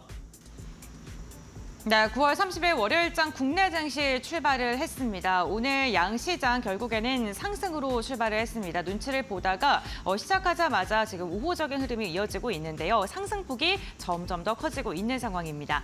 유가증권 시장 0.5%가량 오르면서 2,663선, 그리고 코스닥 같은 경우에는 0.2%가량 상승하면서 776포인트 선에서 출발을 알렸습니다. 사실 9월 시작을 할 때 9월이 역사적으로 수익률이 가장 저조한 달이기 때문에 걱정 많이 하셨을 것 같습니다. 그래도 월 초에는 많이 흔들렸던 우리 시장 꾸준하게 회복해주는 모습이고요. 2,680선에서 출발했던 9월 시작이었는데 그 부근까지 지금 다시 돌아서는 모습 확인되고 있습니다. 어쨌든 주요 지표들 꼼꼼하게 확인해 보셔야 될 것 같은데 그렇다면 오늘 우리 시장 어떻게 출발했는지 조금 더 자세하게 종목별로 알아보시죠. 이데일리 스핀을 통해서 살펴볼 텐데요. 유가증권 시장부터 확인해 보겠습니다. 지금 시가총액 상위 종목들의 흐름을 보게 된다면요. 우선 엔비디아가 주말 사이 한 걸음 쉬어가는 움직임이 나타났습니다. 이로 인해 오늘 반도체 기업들도 한 걸음 쉬어가는 분위기인데요. 삼성전자 0.6%, SK하이닉스도 0.8%가량의 하락세로 출발했습니다. 이와 반대로 2차 전지 관련 기업들의 흐름 굉장히 좋습니다. LG에너지솔루션이 무려 3%에 가까운 강한 시세 분출하고 있고요. 포스코퓨처엠 역시나 3% 이상의 흐름세가 나타나고 있는 상황입니다. 2차 전지 관련 기업들 역시나 반등의 여력이 이달 들어서 꾸준하게 나오고 있는 상황입니다. 테슬라의 3분기 인도량이 현재 시각으로 2일에 발표가 될 예정인데요. 시장 기대치를 뛰어넘는 인도량이 나타날 수 있을지 이 부분 좀 주목을 해보셔야 될 것 같고요. 어제 동시효과 상황 속에서는 약했던 바이오 기업들이 힘을 내주고 있습니다. 삼성바이오로직스, 셀트리온 일제에 상승 출발했고요. 보합권 출발이 예상됐던 현대차와 기아 같은 경우에는 0.3%가량 하락세로 출발을 했습니다. 이와 함께 금융주들 함께 살펴보겠습니다. KB금융, 신한지주, 그리고 지주사인 삼성물산과 하나금융지주, 삼성생명 전반적으로 저 PBR 밸류업에 대한 기대감이 있는 기업들을 중심으로는 그래도 견조한 움직임이 포착이 되고 있고요. 오늘 시총 상위권에서 눈에 띄는 건 2차 전지와 함께 네이버입니다. 앞서서 밸류업, 그러니까 자사주 소각과 관련된 긍정적인 이슈가 전해지면서 3.6%가량의 시세를 분출하고 있고요. 카카오 같은 경우에 동조하면서 1% 이상의 오름세로 출발했습니다. 게임주 흐름도 괜찮습니다. 크래프톤이 1% 이상의 상승으로 출발을 했습니다. 그럼 다음으로는 코스닥 시가총액 상위 종목들의 흐름 함께 확인해 보겠습니다. 오늘 반도체 기업을 제외하고는 시총 상위단의 기업도 괜찮은데 코스닥은 어떨까요? 함께 확인해 보시죠. 네, 코스피와는 다르게 좀 혼조세가 더 강하게 펼쳐지고 있습니다. 상승과 하락을 오고 가는 기업들이 참 많은데요. 그 가운데서 에코프로 기업 그룹주들 일제히 상승으로 출발했습니다. 에코프로가 1.7%가량의 강한 상승, 에코프로 BM도 1%대 오름세가 포착이 되고 있고요. 반대로 오늘 바이오주들 같은 경우에는 좀 쉬어가는 종목이 많은데요. HLB가 0.8%가량 하락하고 있고 삼청당제약도 1%가량 빠지고 있는 모습이 나타나고 있습니다. 오랜만에 로봇 관련 기업인 레인보우 로보틱스가 1% 이상의 시세를 분출하고 있고요. 바이오 기업들 가운데서는 리가켄 바이오가 1% 이상 상승하면서 지금 ADC 제형에 대한 기대감은 좀 지속되고 있는 것으로 보입니다. 엔터주인 제와일펜도 오늘도 시세 괜찮고요. SM도 1.3%가량 상승하면서 지금 엔터주들 저점에서 지금 지속적인 수급이 유입되고 있습니다. 코스피에서 코스닥도 시가총액 상위에는 게임주의 흐름이 괜찮습니다. 펄어비스가 1.5%가량의 상승력이 확인되고 있습니다. 그럼 계속해서 업종별 상승률 함께 살펴보겠습니다. 시장을 주도하고 있는 업종은 어떤 업종일까요? 지금 바로 살펴보시죠.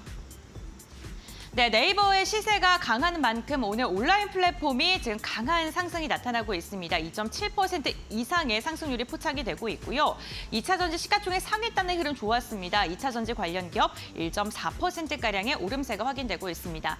오늘 통신이 1%가량의 상승률이 나타나고 있는데 통신 같은 경우에는 KT가 마이크로소프트와 협력을 한다라는 소식이 전해졌었죠. 관련 이슈가 좀 모멘텀으로 작용하고 있는 것으로 보이고요. 그룹 지주사 조선화학과 같은 경기 민감주 그리고 지금 저 PBR 관련 기업을 중심으로도 매수세가 꾸준하게 이어지고 있습니다. 시장 분위기는 괜찮은 것으로 보이는데요. 그렇다면 전문가들은 개장 직후에 어떤 투자 포인트를 짚고 계실까요? 지금부터 알아보시죠. 자, 우리 시장 모두 강보합권 수준으로 시장을 유지하고 있습니다. 코스피는 0.2% 가까이 상승세 2,654포인트, 코스닥은 강보합으로 전환하면서 774포인트 선에서 유지가 되고 있고요. 장 초반에 코스피에서 외국인이 순매수로 시작을 했다가 다시 좀 순매도로 전환한 모습은 아쉽습니다. 거래소에서 일단은 개인과 외국인이 매도하고 있고 기관은 다시 좀 매수로 돌아서면서 700억 원 넘게 매수를 하고 있고요. 외국인이 그래도 선물 시장에서는 매수를 하고 있으니까 오늘 마지막까지 한번 외국인 수급 지켜보도록 하겠습니다. 코스닥 시장에서는 외국인 기관이 매도하고 개인들이 매수하고 있는데 전반적으로 수급 상황을 봤을 때 뚜렷한 방향성은 아직까지는 나타나고 있지 않은 상황입니다. 자, 원달러 환율도 중요한데 원달러 환율 오늘 또 많이 내려가면서 1,310원대까지 내려오고 1,310원 아래로 지금 내려가려는 흐름을 보이고 있습니다. 달러 인덱스가 아까도 말씀드렸지만 100 아래로 내려갈 정도로 지금 흔들림이 많이 나오고 있는 상황이고요. 자, 또 하나 살펴봐야 될 것이 일본 니케이 지수가 출발을 했는데 지금 4% 넘게 급락으로 출발한 것으로 일단은 확인이 되고 있는 상황인데 자, 김민수 대표님과 이런 것들을 좀 체크를 해봐야 되겠습니다. 일본 쪽에서의 급락 어떤 이유인지 또 우리 시장에 어떤 영향을 줄지 좀 체크를 해봐야 되지 않을까요? 네, 일단 예고는 된 상황들입니다. 네. 미국 시장에서 니케이 선물이 급락하다 보니까 그에 따른 반응들 그대로 이어지는데 그게 나왔던 지금 새로운 총리에 대한 변화가 일단 일본 증시 자체, 그러니까 일본 산업과 일본 내부적인 흐름들에 좀 더 무게를 맞춘다고 하게 되면 굳이 국내 증시와 연결을 시키기는 좀 어렵지 않을까라는 쪽인데 그래도 옆에서 낙폭이 크다 보니까 심리적으로 괜히 위축되는 현상들은 나온다고 봐야 될 것 같고요. 그나마 지금 그래도 우리나라와 밀접하게 연관시킨다라고 하게 되면 일본의 엔화 움직임이 이어질 것 같은데 지금 현재 기준으로는 한 142.8엔 그러니까 즉 지난 금요일 날 종가보다도 살짝 약세 쪽으로 더 들어가고 있기 때문에 아직까지는 그렇게 걱정할 단계는 아니지 않을까라는 생각이고 오히려 좀 불안감이 좀 크긴 하지만 그에 따라서 좀 민감히 움직이는 쪽들은 아니지 않나라는 쪽이고 일본도 추가적으로 하락해봐야 일단 내부적으로 뭐 최저금리 지금 단계적인 인상 쪽의 움직임이 나온다고 하더라도 지금 그 부분을 좀 더 신경 쓰기에는 좀 어렵지 않을까라는 쪽에서 우리는 우리만의 길을 가야겠다라는 쪽인데 지수는 일단 약간 위축되고 있습니다. 네. 그런 쪽에서 섹터별로 보게 되면 지금 서비스, 의약품, 통신업, 특히 의약품 쪽에서의 오랜만의 변화 나쁘지 않은 것 같고요. 철강금속, 화학 쪽 여전히 시장의 주도를 하고 있는데 분위기는 그래도 어느 정도 갖춰준다라는 쪽에서는 나쁘진 않은 것 같고요. 그밖에 운수장비, 증권, 기계, 전기전자 이쪽은 조금 더 약합니다. 아무래도 시총 상위 종목들에 대한 움직임이 이어지다 보니까 그에 따른 변화가 계속 또 위축되는 것 같긴 하고요. 하지만 그럼에도 불구하고 시장은 2차 전지 중심으로 그리고 또 바이오주가 살아나기 시작하면서 어느 정도 모습들은 잡아주려고 하는 모습들이 있다라는 관점 쪽에서 너무 부정적으로 볼 필요는 없지 않나라는 생각으로 바라보고 있습니다. 네, 알겠습니다.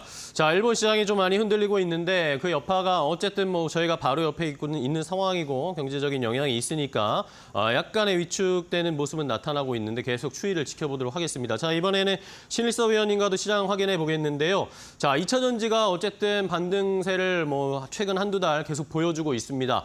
이런 여부를 어떻게 판단해야 할지 또 시장 오늘 어떻게 전반적으로 평가하고 계세요? 일단 지금 그 2차 전지의 흐름에 중요한 기술적 변화가 일어나는 건 확실합니다. 우리나라께 좀 약해서 아쉬울 뿐이죠. 지금 예를 들어서 지금 이쪽 그 반도체는 TSMC를 위주로 한 대만의 어떤 밸류체인이 완전히 장악을 하고 있잖아요. 여기는 이제 중국이죠. CATL이 자꾸 중국을 빼고는 1위가 아니라고 하는데 그 중국을 뺄 수가 없으니까 CATL이 이제 배터리 1위니 여기서 이제 이끌어가는 이 산업이 결국 그 계속해서 헤게모니를 갖고 가는 것이거든요. CATL 앞에 이제 간펑 리튬이라고 이제 강봉 리튬 그룹이라고 002460 이게 있고요. 이게 하락세가 일단 멈췄고 오랫동안 하락세가. 이건 지금 사실 여기는 다르죠. 2차 전지는 원재료 값이 싸진다고 마진이 늘어나는 게 아닙니다. 리튬 가격이 연동해서 움직이기 때문에 저게 리튬이 계속 하락하면 안 돼요. 어쨌든 간펑 리튬 그룹 그리고 미국의 예를 들어 엘버말 같은 게 하락이 멈췄고요. 그다음에 CATL과 비아디인데 뭐 파라시스 때문에 솔직히 중국 얘기도 하기 싫지만 파라시스 거 같은 건 쓰면 안 되죠. 적어도 CATL 비아디 건 써야겠죠. 벤츠도 솔직히 정신 차리고. CATL 비아디가 지금 2022년부터 하락세였던 부분의 고점 추세선을 지금 돌파를 하고 20개월선 위에서 쌍바닥이 지금 형성이 됐거든요. 그다음에 이제 그 미국의 테슬라 이것도 마찬가지예요, 지금. 그래서 굉장히 의미 있는 변화가 2년 만에 나타났기 때문에 이건 인정을 해야 됩니다. 이게 뭐 편향적인 시각으로 2차전지를 싫어한다고 이걸 인정을 안 하면은 또 시장에 순응하지 못하는 게 돼요. 이거 뭐 시장이 잘못 가고 있네? 시장이 잘못 가고 있는 건 없습니다. 본인의 뷰를 계속 우기는 거죠. 시장이 잘못 가는 경우는 없어요. 시장은 항상 옳습니다. 그렇기 때문에 지금 테슬라 그리고 비아디, CATL 이게 지금 전부 다 2022년도 이후에 고점 추세선을 돌파하고 지금 쌍바닥 상승엔 다 이 모습이 나오고 있거든요. 그렇기 때문에 지금 2차 전지가 뭔가 변화가 일어났다는 건 인정을 해야죠. 그렇다면 당연히 우리나라의 중심으로 움직이던 밸류체인 우리나라는 양극재 위주로 움직였었죠. 양극재가 매출 원가비 중에서 가장 많은 부분을 차지했기 때문에 시가총액도 가장 상위를 차지하게 됐습니다. 지금도 에코프로비엠, LNF 그리고 포스코 퓨처엠만 홍자 코스피에 있죠. 어쨌든 양극재 3사를 비롯하여 지금 SK이노베이션, SK온으로 뭐 독립을 안 했기 때문에 조금 정유 부분이 크게 작용하긴 합니다만 막내 그다음에 LG화학, LG에너지솔루션은 분사를 했지만 LG화학도 양극재 라인으로 갇혔죠. LG화학, LG에너지솔루션, 그다음에 삼성 SDI까지 이런 라인들, 그다음에 음극재의 대주전자재료, 그다음에 도전재나 이런 부분들을 만드는 나노신소재 이런 쪽 위주로 지금 움직입니다. 그렇기 때문에 이런 핵심 밸류체인들은 눈여겨볼 필요가 있을 것 같고요. 근데 이게 그렇게 강하지 않다는 거는 바이오가 선을 뺏기지 않았다는 부분에서 확인이 되고 있거든요. 2차 전지가 예전 같으면 기억하실지 모르겠지만 반도체랑 2차 전지가 싸울 때 그때 갑자기 무슨 초전도체가 나타나가지고 뭐 한이 많이 했는데 걔는 그냥 단기적으로 사라졌고 그 다음에 뭐 바이오냐 뭐냐 논란이 많았는데 바이오가 그 자리를 차지했잖아요. 알테오젠이 코스닥 시가총액 1위를 차지한 게 상징적인 부분이었고요. 근데 지금은 이제 에코프로비엠이랑 다시 엎치락뒤치락 하고 있죠. 지금 반도체 2차 전지가 엎치락뒤치락 하고 있는데 엔비디아보다 테슬라가 먼저 살아나면서 2차 전지로 흐름이 왔으나 우리나라에서는 지금 제약바이오가 그 선을 뺏기진 않았다는 것이죠. 제약바이오가 여전히 강세입니다. 그래서 2차 전지가 아주 강세를 띠고는 있지만 아까 전에 말씀드린 CATL, 비아디, 테슬라에서 보여줬던 그런 파괴력이 우리나라에서 나오지 않고 있다는 게 조금 아쉽고요. 그 아쉬움은 그냥 마음으로 아쉬운 게 아니라 아까 기술적인 우리나라 부분을 안 봤는데 보시면 알아요. 그 지금 외국에서 말한 사례들은 전부 20개월선 위에 올라와 있고요. 우리나라는 전부 20개월선 밑에 깔려 있습니다. 그러니까 그런 어떤 기술적인 한계 힘이 지금 부족한 거예요. 오늘도 지금 유한양행과 오스코텍 라인은 아직도 강하고요. 그 뒤에 리가켄바이오는 여전히 따라오고 있고 HK 이노엔도 결국 따라오고 있습니다. 그러니까 이런 지금 그 제약바이오들의 강세가 계속되기 때문에 오히려 뭐 더 좋다고 그냥 판단할 수도 있어요. 지금 일본이 떨어지니까 도요타가 떨어지잖아요. 하이브리드카가 떨어지니까 테슬라가 오릅니다. 지금 저것도 약간 우리나라로 따지면 반도체 2차 전지처럼 시속 게임으로 움직이고 있어요. 그래서 도요타가 급락을 하니까 테슬라가 오르고 테슬라가 오른 게 우리나라는 도요타가 오른 것보다 더 좋다. 우리나라 2차 전지 주들이 더 많으니까 현대차 빼고.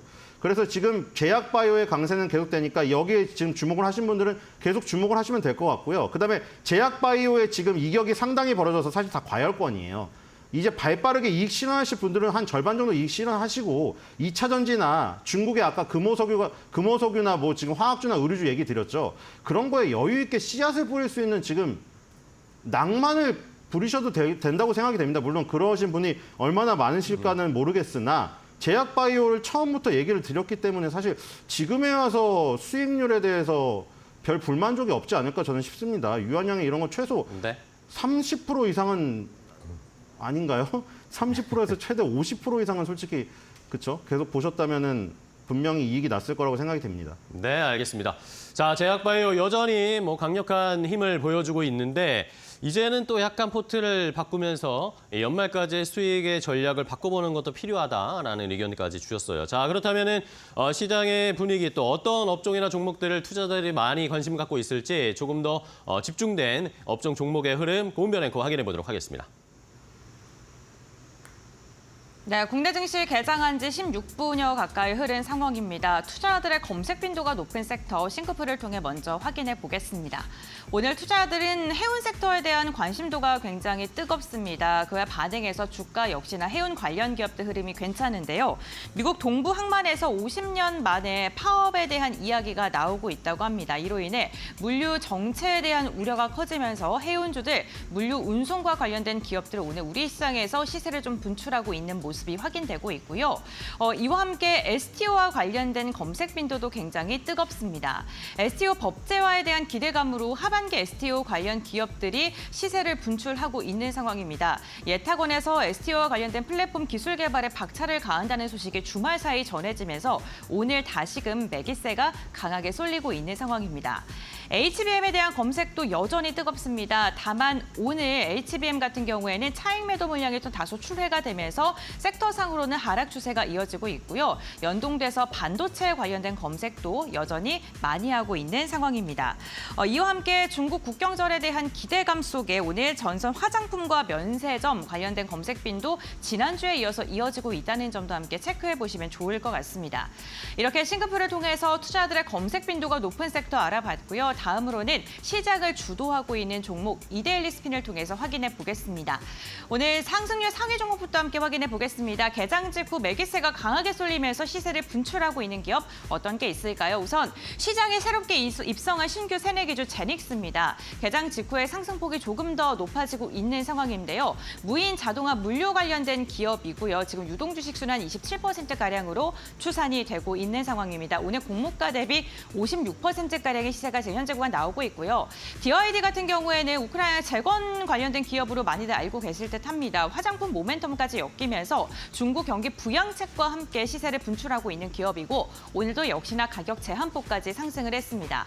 제3자 배송 유상증자에 대한 기대감 속에 S태그 결국에는 상한가에 안착된 모습이 나타나고 있고요. 이와 함께 메타의 스마트 안경에 대한 기대감 속에 MRXR 관련된 기업들 시장에서 주목을 받고 있는데 오늘 대장주로 맥스가 20% 이상 강한 상승 나오고 있습니다. KT와 마이크로소프트의 협력에 대한 기대감 속에 KT 그룹주들도 강한 상승 나옵니다. KTCS 같은 경우에는 19%가량의 오름세가 포착되고 있습니다. 개별적으로 신세계건설도 체크해 보겠습니다. 이 신세계건설, 이마트가 신세계건설에 대한 자진 상패를 추진하겠다라는 소식이 전해지면서 오늘 이에 대한 기대감 속에서 13%가량의 오름세가 포착되고 있습니다. 이렇게 시장을 주도하고 있는 종목들 함께 확인해 봤고요. 그렇다면 거래량이 강하게 쏠리고 있는 기업은 어떠한 종목이 있을까요? 지금 바로 알아보시죠. 네, 거래량 상위 종목들 함께 살펴보겠습니다. 우선 KT 그룹주들이 1, 2위권을 차지하고 있는 상황입니다. 오늘 KT 그룹주에 대한 시장의 관심이 굉장히 뜨거운 걸 확인해 볼 수 있고요.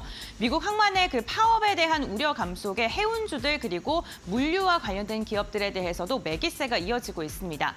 흥하해운이 1.7%가량 상승하고 있고 대한해운도 지금 매수세 강하게 들어오고 있고요. SX 그린로직스가 7% 이상의 상승력이 나타나면서 오늘 거래량 상위 종목들 가운데서 운송과 관련된 기업들이 다수 포진되고 있는 모습이 확인되고 있습니다. FN가이드는 오늘도 지금 매도 물량 강하게 나옵니다. 차익 매도 물량이 출회가 되면서 두 자릿대 약세 움직임이 포착이 되고 있는 상황이고요. 이와 함께 MRXR, VR과 관련된 모멘텀 MP가 1.2%가량 상승력이 확인이 되고 있는 상황입니다. 네, 이렇게 시장을 주도하고 있는 종목들까지 함께 확인해 봤고요. 그렇다면 전문가들은 어떠한 종목을 눈여겨보고 있을까요? 지금부터 알아보시죠. 자, 시장은 결국에 하락 전환하면서 좀 아쉬운 양상을 나타내고 있는 상황인데 종목별로 조금 더 집중을 해봐야 되겠습니다. 어쨌든 시장의 분위기가 시간이 갈수록 2차 전지 쪽에 조금 더 쏠리는 관심과 수급이 쏠리는 모습들을 나타내면서 2차 전지 관련 종목들의 상승 탄력은 높아지는데 다른 종목들의 탄력은 좀 약해지는 모습이 나타나고 있네요. 자, 그럼 김민수 대표님과도 확인을 해보겠습니다. 오늘 또 여러 가지 이슈들이 있는 종목들이 많은데 뭐 KT가 마이크로소프트와도 손잡는다 이런 이야기도 있고 뭐 조선주들에 대한 이슈들도 있고 자, 김민수 대표님은 어떤 종목 집중하고 계세요? 네, 일단 중요한 변화를 가져가는 종목 중에 하나가 LG에너지솔루션 같습니다. 네네. 일단 지금까지 42만 원, 한 번도 제대로 안착을 못 해봤던 자리인데 이 부분을 안착하면서 변화가 들어온다. 기술적으로도 상당히 의미가 있는 자리고요. 그에 따라서 확장세가 나갈 수 있는 좋은 변화다라고 하게 되면 지금의 시장의 주도는 2차 전지다라는 것을 분명히 말해주고 있는 종목이라고 생각합니다. 그렇기 때문에 이제는 지금부터 42만 원대만 크게 이탈하지 않는다라고 하게 되면 계속 관련된 종목들의 변화를 이끌 수가 있겠다라는 쪽에서 계속 관심 있게 봐야 될 흐름이라고 보고 있고요. 두 번째로는 오스코텍의 주가가 강세입니다. 유한양행은 조금 쉬는데 오스코텍이 낙폭이 좀 컸다라는 관점 쪽에서 주가 탄력을 받고 있는데 최근 나왔던 얘기를 보다 보니까 레이저 티닙이 미국에서 연간으로 판매되는 미국 단가가 20만 달러대까지 올라왔다고 책정이 됐다고 합니다.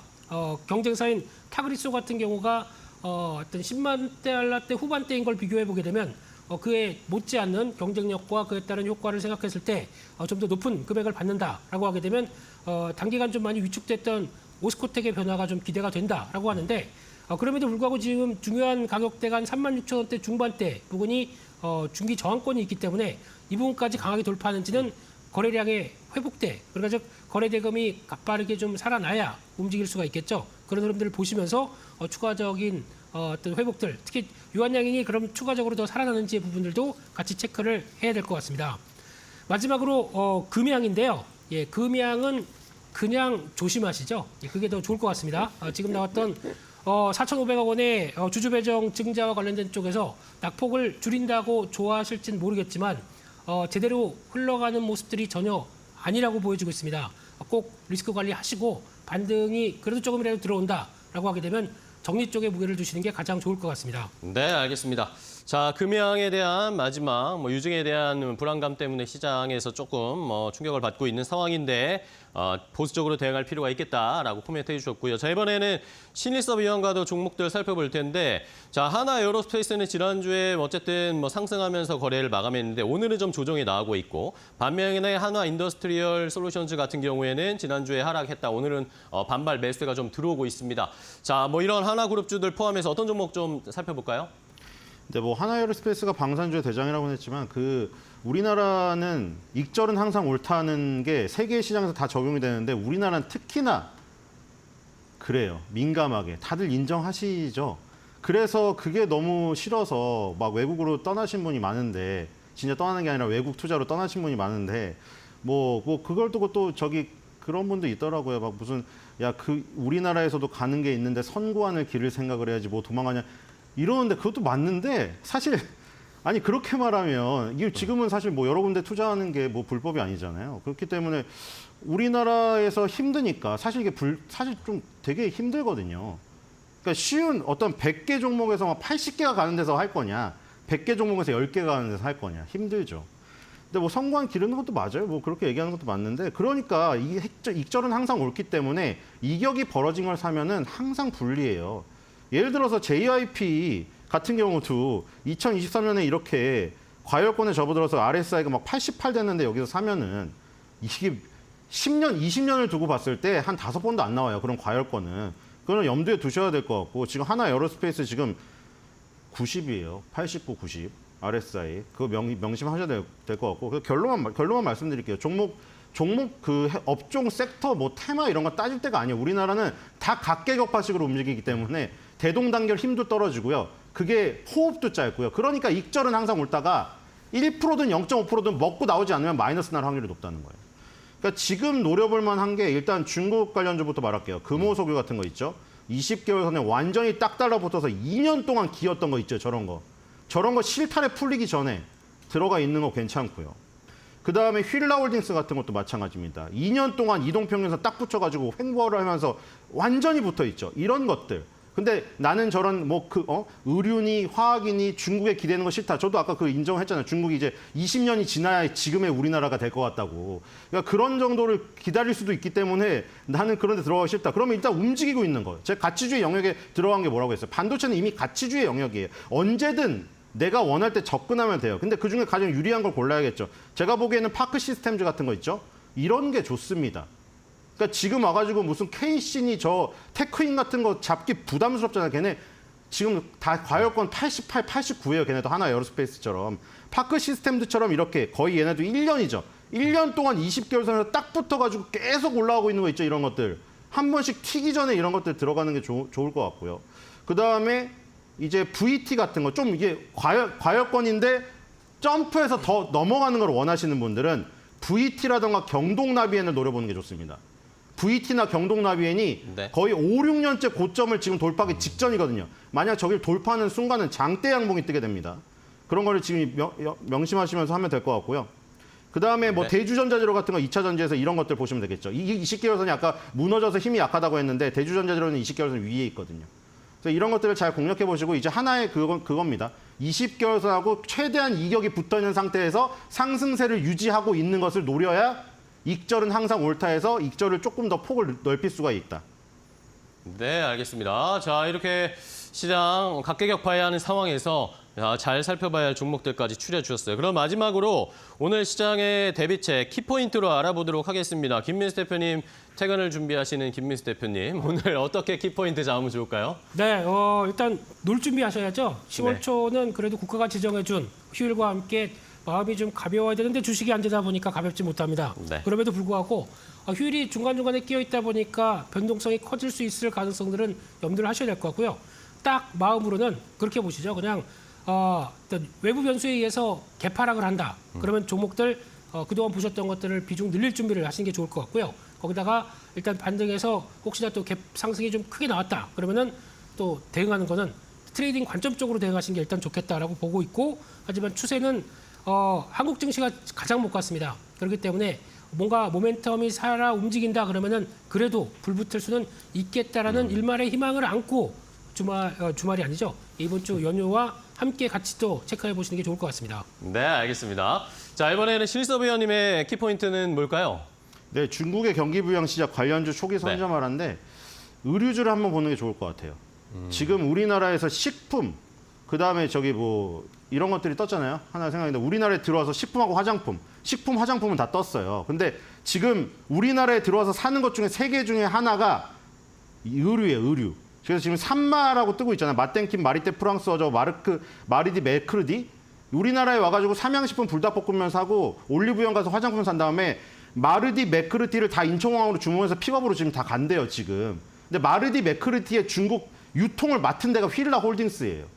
그러니까 아까 전에 기술적인 얘기도 드렸고 지금 이 배경이 있기 때문에 K 의류로 한번 바람이 불 가능성이 있습니다. 아주 확률이 괜찮죠. 이런 것들을 투자해놓고 중국의 춘절을 기다리는 거죠. 네, 알겠습니다. 자, 이렇게 중국 쪽의 경기 부양 어쨌든 포인트까지 짚어주셨습니다. 자, 오늘 두 분과 함께 장 출발 준비를 해봤는데요. 좋은 전략, 종목까지 자세하게 알려주셔서 감사하고요. 다음 시간에 또 뵙도록 하겠습니다. 오늘 고생 많으셨어요. 고맙습니다.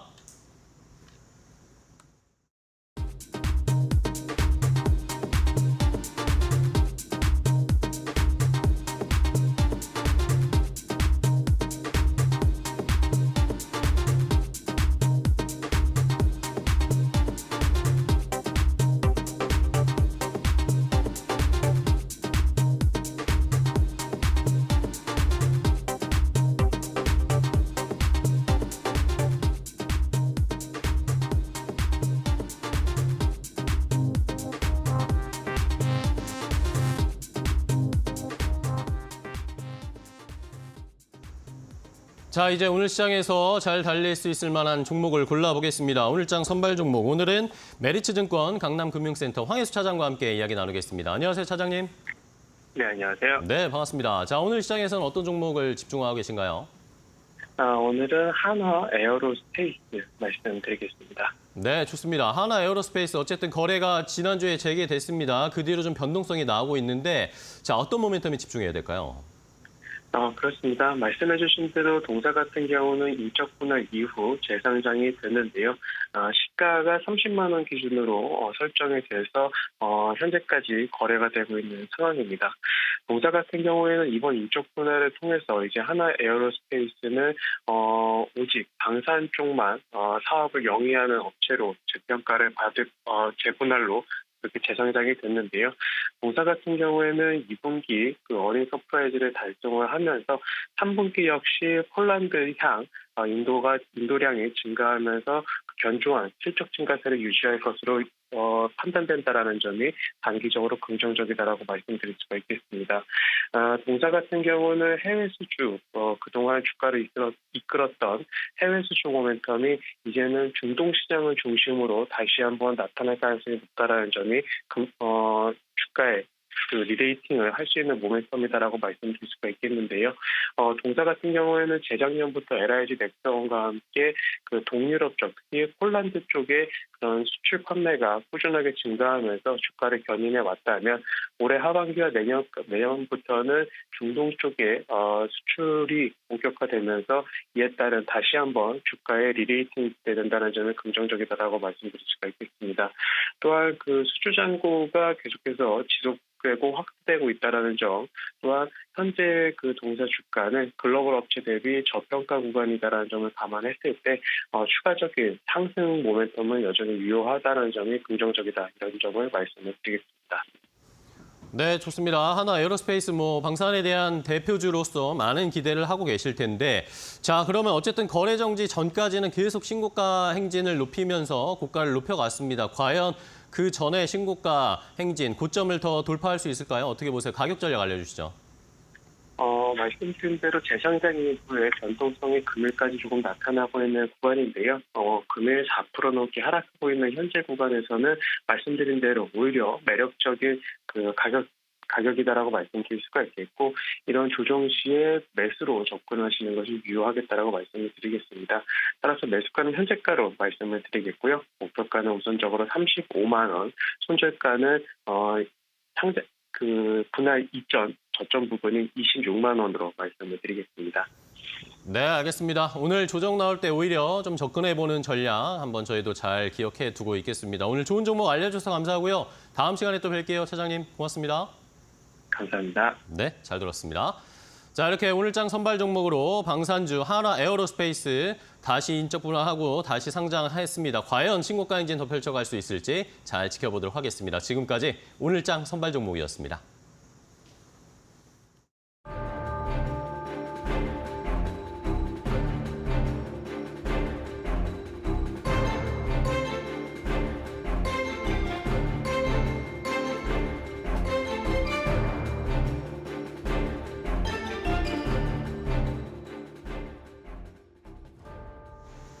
네, 주간 증시원 시간으로 이어가 보겠습니다. 징검다리 휴일이 많은 이번 주 한 주입니다. 이번 주도 굵직굵직한 이슈가 참 많은데요. 많은 분들께서 지금 주목하고 계실 테슬라의 3분기 인도량 발표가 예정이 되어 있고요. 또 3분기 실적 시즌이 다가오면서 반도체 관련 기업들에 대한 궁금증들 많으실 것 같습니다. 오늘 이에 대한 이야기 나눠보겠습니다. 미디어스피어 강정수 박사와 함께 알아보겠습니다. 안녕하십니까? 안녕하세요. 네, 반갑습니다. 우선 오늘도 국내 증시에서 2차 전지 관련 기업들의 강한 상승이 나오고 있습니다. 아무래도 테슬라에 대한 기대감 때문일 것 같은데 다음 달이죠. 10일 날 테슬라의 로보택시가 공개가 되는데 최근 속도를 많이 내고 있는 만큼 여기서 도대체 무엇을 공개할 건가, 어떤 기술력까지 좀 기대해 볼 만한가 좀 궁금증들 갖고 계실 것 같습니다. 박사님은 좀 어떻게 예측하고 계세요? 네, 미국뿐만이 아니라 전 세계적으로 지금 10월 10일에 대한 기대치가 하루하루 다르게 상승되고 있으면서 사실 테슬라 주가를 많이 부양하고 있다고 저는 생각이 들어요. 우선은 크게 볼 때 두 가지 시나리오가 있습니다. 하나는 문샷, 정말 큰 걸 쏜다, 이런 시나리오가 있어서 이걸 구체적으로 보면 지금 하드웨어 4라는 이 추론 칩들이 테슬라 차량에 장착되어 있습니다. 요즘 그거를 AI4라고 부르는데요. 아마 하드웨어 5의 프로토타입이 공개될 가능성이 있다. 여기에서 지금 테슬라의 AI 조직에서 9월 달에 밝힌 거에 따르면 지금 FSD가 지금 12.5 버전이 지금 사용되고 있는데 13 버전이 분명히 공개될 거다. 그리고 그날은 물론 이거는 정부의 허가가 필요합니다만 지금은 모든 FSD가 슈퍼바이즈, 즉 인간 감독하에서 작동이 돼야 되는데 최소한 그날 헐리우드 스튜디오 같은 경우에서 워너브라더 스튜디오에서는 비감독하에서 즉 운전자가 없는 가운데서도 지금 ASS, Actually Smart Smon에서 작동하는 것처럼 그런 식으로 운전자 없이 작동하는 즉 언슈퍼바이즈 옵티마이즈 버전이 공개될 거다. 여기까지는 당연하게 또 많은 기대를 하는데 또 하나 여기서 기도하는 것은 로봇 택시뿐만이 아니라 로봇 밴도 공개가 될 가능성이 있다. 로봇밴요? 네, 6월 달에 한번 주주총회에서 네. 또 다른 차를 공개할 가능성이 있다라고 일론 머스크가 얘기를 했는데 그것이 로봇 밴이라는 거고 우리 식으로 하면 이제 카니발 같은 정도의 크기고요. 여기에 옵티머스 3가 나와서 문을 열고 닫고 물건을 내리고 이런 모습까지도 보여줄 수 있다. 네. 그리고 이제 또 하나 가장 중요한 것은 이 로봇 택시 여러분도 여러 방송을 통해서 들으셨겠지만은 이 로봇 택시의 모델은 이후에 생산될 로봇 투어의 모델과 테슬라 모델 2의 모델과 똑같습니다. 그러니까 이 모델 2에 대한 디자인이나 이러한 가격대가 25,000달러 이하라는 것이고 로봇 택시를 보게 되면 앞으로 미래에 생산될 로봇 그러니까 모델 2를 보게 되는 거기 때문에 이 정도면은 시장에 대단히 파괴력이 있겠다. 이렇게 되면 대단히 큰 기대치가 높아지는 거고요. 저는 이렇게 문샷이 일어날 가능성은 별로 없다고 생각이 들어요. 첫 번째 이유는 테슬라 입장에서 굳이 모든 것을 10월 10일 날 다 공개할 이유가 없고 이거를 차근차근 공개할 하는 것이 훨씬 더 테슬라의 단계적인 주가 상승이라든지 테슬라의 어떤 영업 전략에 맞을 거라 보기 때문에 현실적인 방안은 그냥 하드웨어 4, 지금 작동되고 있는 하드웨어 4에 FSD 13의 비감독 버전을 그날 공개하고 가장 중요한 것은 우버하고 비슷한 거죠. 즉 내가 로봇택시의 고객들이 어디서라든지 앱을 통해서 로봇택시를 호출하는 모습들 이런 부분들을 시연할 가능성이 대단히 높다라는 거고 옵티머스 3라든지 로봇 밴을 이번에 공개할 가능성은 좀 없다고 생각이 들어요.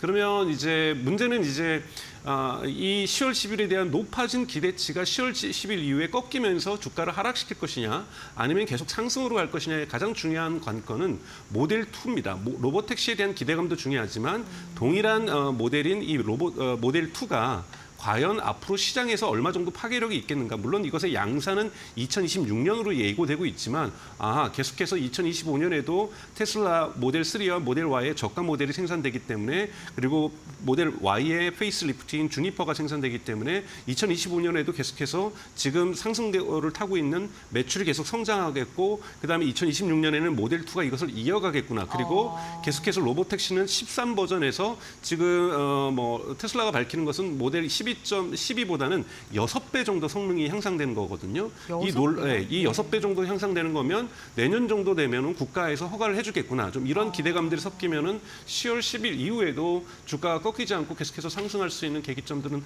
가질 수 있고요. 이것이 언제까지 갈 수 있냐면 10월 하반기에 있는 3분기 실적 발표, 3분기의 인도량 발표는 10월 2일 날 있지만 실적 발표, 즉 가장 중요한 것은 자동차 부분에서의 순이익률이겠죠. 네. 이 순이익률이 계속해서 상승한다든지 또는 테슬라의 ESS 사업 부분에서의 실적이 계속해서 상승하는 모습들을 보여준다라면 긍정적인 시그널로 이어가겠지만 만약에 지금 아직도 사이버트럭이 주간 5,000대씩 생산되고 있지만 사이버트럭은 아직 적자입니다. 아직 사이버트럭의 적자 구간이 통과가 되고 있지 못하다든지 또는 이 대량으로 중국에서 판매 실적이 지금 올라가고 있는데 중국에서 판매 실적을 올라가기 위해서 대단히 예를 들면 이자율, 무이자 할부를 했다든지 해서 실질적인 이 실적의 즉 마진율의 하락폭이 만약에 기록된다라면 주가는 다시 하락하는 모양새로 꺾일 가능성은 충분히 있다라고 볼 수가 있습니다. 네, 그렇군요. 어쨌든 지금 모든 걸 다 공개하지는 않을 것이다라고 네. 이야기를 해주셨고 순이익, 그러니까 마진율이 얼마큼 나올지를 좀 자세히 확인을 해봐야 될 것 같은데 이를 앞두고 이번 주 사실 3분기 인도량이 발표가 돼요. 네. 그 인도량이 정말 많이 상승할 것이다라고 증권가 월가일수 이야기 계속 나오고 있고 이로 인해 목표 주가 상향 리포트도 많이 나오고 있는 상황이거든요. 테슬라의 주가 상승이 꾸준하게 이어지기 위해서는 뭐 당연히 인도량 잘 나와야 될 것 같고 네, 특히나 그 부분에 좀 주목해야 봐야 될 게 어떤 게 있을까요? 인도량 같은 경우는 지금 중국에서 지금 폭발적인 매출 성장세가 네. 기록되고 있는 건 맞습니다만 반대로 유럽에서는 하락세를 지금 면치 못하고 있거든요. 그래서 지금 중국에서의 상승세가 유럽의 하락세를 메꿔줄 수는 있어요. 네. 그래서 지금 이제 이 컨센서스가 42만 대 정도가 판매될 거라고 지금 예측을 하고 있는데 이거를 갖다가 막 초월해서 크게 뚫고 나가서 44만 대가 팔리고 45만 대가 팔리기는 좀 어렵다. 왜? 네. 중국은 잘 되고 있지만 유럽에서는 잘 안 되고 있기 때문에 이 부분이 상쇄되는 효과가 있을 거고 물론은 기록적으로 올해 2024년에서는 최고의 실적을 기록할 거라고 볼 수 있고 그리고 2023년에 3분기 대비해서도 실적은 올라갈 거라고 보고 있어요. 그래서 기대치는 충분하게 올라갈 수 있지만 실적을 좀 보셔야 되는 거고 그리고 이제 중장기적으로 앞으로 여러분 테슬라의 주가를 보실 때는 이제 내년도에 나올 신차들이 여러 대가 있습니다. 네. 그러니까 뭐 모델 Y의 주니퍼도 당연히 있고요. 그다음에 모델 3와 모델 Y의 저가 버전이 있습니다. 자, 이 부분이 보통 우리가 오스본 효과라고 얘기를 하는데 네. 여러분 신차가 막 공개가 돼 버리면 사람들이 대기 수요가 발생을 하죠.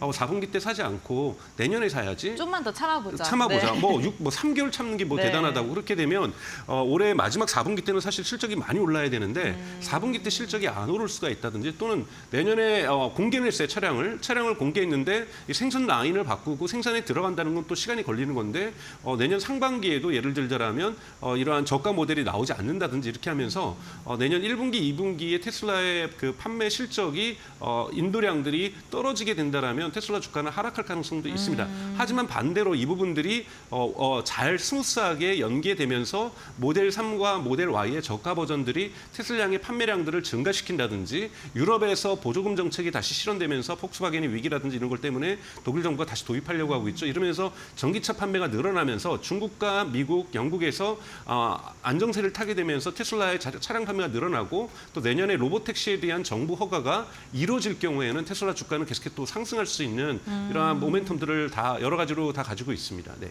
네, 그렇군요. 지금 상승 조건과 하락 조건에 대해서 좀 분류해서 이야기를 해주셨는데 어쨌든 지금 테슬라의 주가의 상승 추세가 좀 계속 이어지고 있거든요. 그렇다면 인도량 발표가 되고 로보택시가 공개가 되면 단기적으로는 매도 물량 좀 나올까요? 어떻게 보세요? 많이 그러니까 10월 10일까지는 지속적으로 랠리가 계속될 거라고 보고 랠리가 있고요. 이어지고요, 네. 문제는 10월 10일 이후에 랠리가 이어질 거냐 아닐까가 지금 중요한 것이지 모든 맞습니다. 투자자들도 10일까지는 지금 랠리가 이어질 거라고 보고 있거든요. 그래서 특별한 일이 없는 이상 10월 10일까지는 상승한다고 보셔야 되고요. 얼마나 이것이 그 이후의 모습으로 계속해서 탄력을 받을 것이냐 아니면 일시 꺾였다가 실적 발표 위에 올라갈 것이냐 아니면 실적 발표 이후에 더 처참하게 내려갈 것이냐 이 부분에 있어서 변곡점들이 분명하게 있다는 건 여러분 아셔야 되는 거고 10월 10일까지 최소한 10월 9일까지는 랠리는 지속된다고 볼 수가 있습니다. 네. 네, 알겠습니다. 지금 9일까지는 기대감 때문에 상승 가능성이 있지만 그 이후에 투자 포인트 같은 경우에는 앞서서 말씀해 주셨던 여러 가지 조건들을 염두에 두시면서 좀 대응을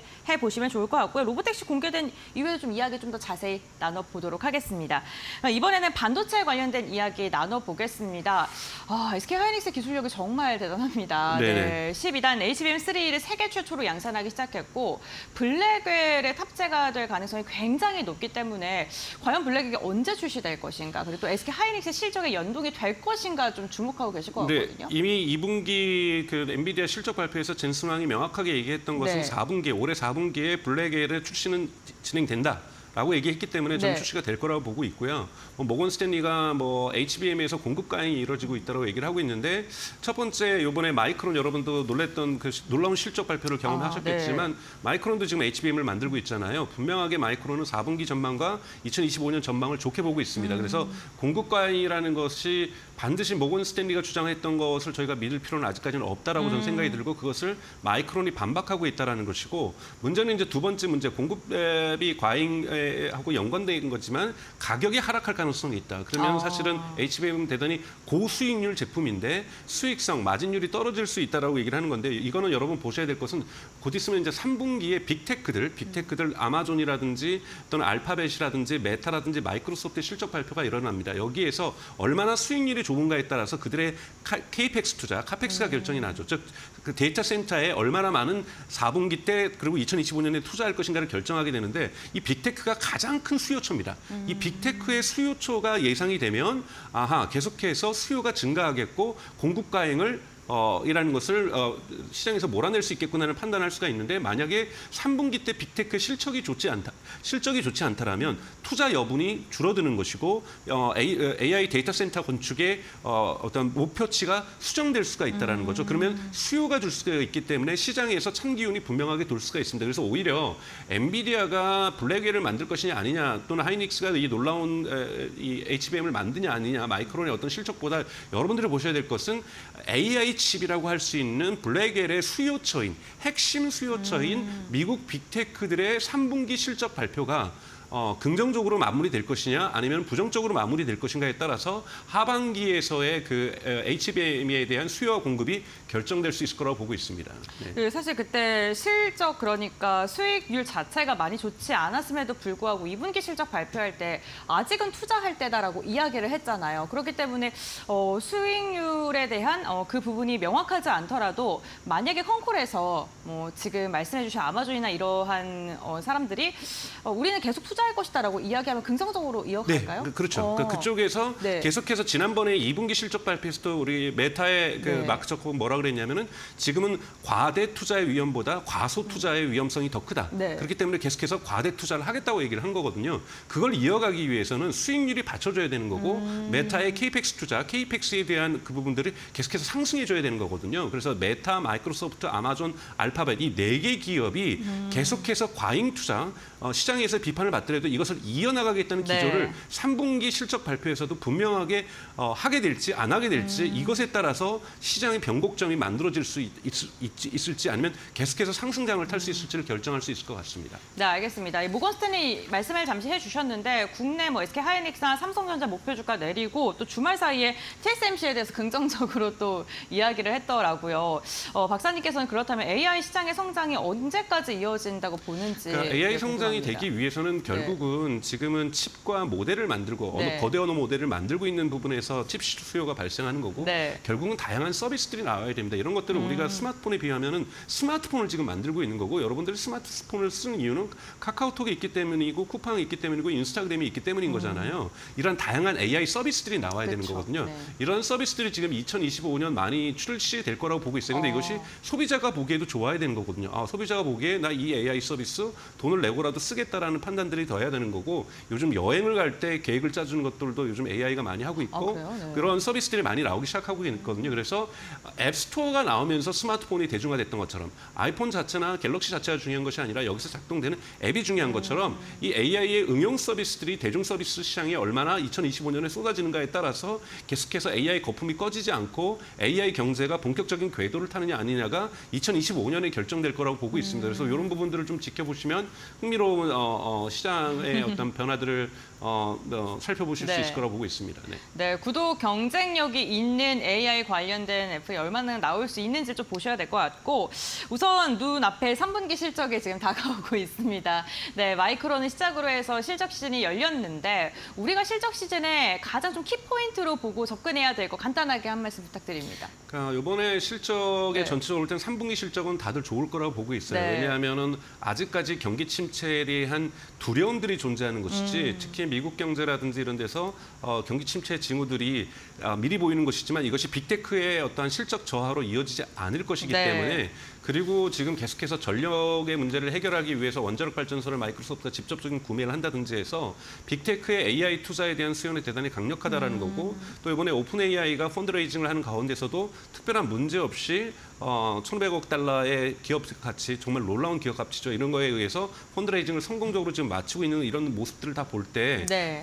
충분히 지금 3분기 실적에서 경기 침체라든지 기업들의 매출 하락에 대한 어떤 경고들은 나오지 않을 거라 보고 있습니다. 그래서 오히려 이런 부분들은 이제 4분기에 더 봐야 될 거라고 보기 때문에 3분기 실적 발표에서는 대단히 긍정적인 시장 신호가 많이 나올 거라고 충분히 기대감을 가지셔도 좋을 것 같습니다. 네. 네, 알겠습니다. 이제 3분기는 끝이 났고요. 4분기를 준비해야 되는 지금인데 반도체와 그리고 2차 전지 우리에게 어떠한 또 방향성을 제시해 줬을까요? 오늘 박사님과 함께 이야기 나눠봤습니다. 오늘 말씀 여기까지 듣겠습니다. 고맙습니다. 고맙습니다.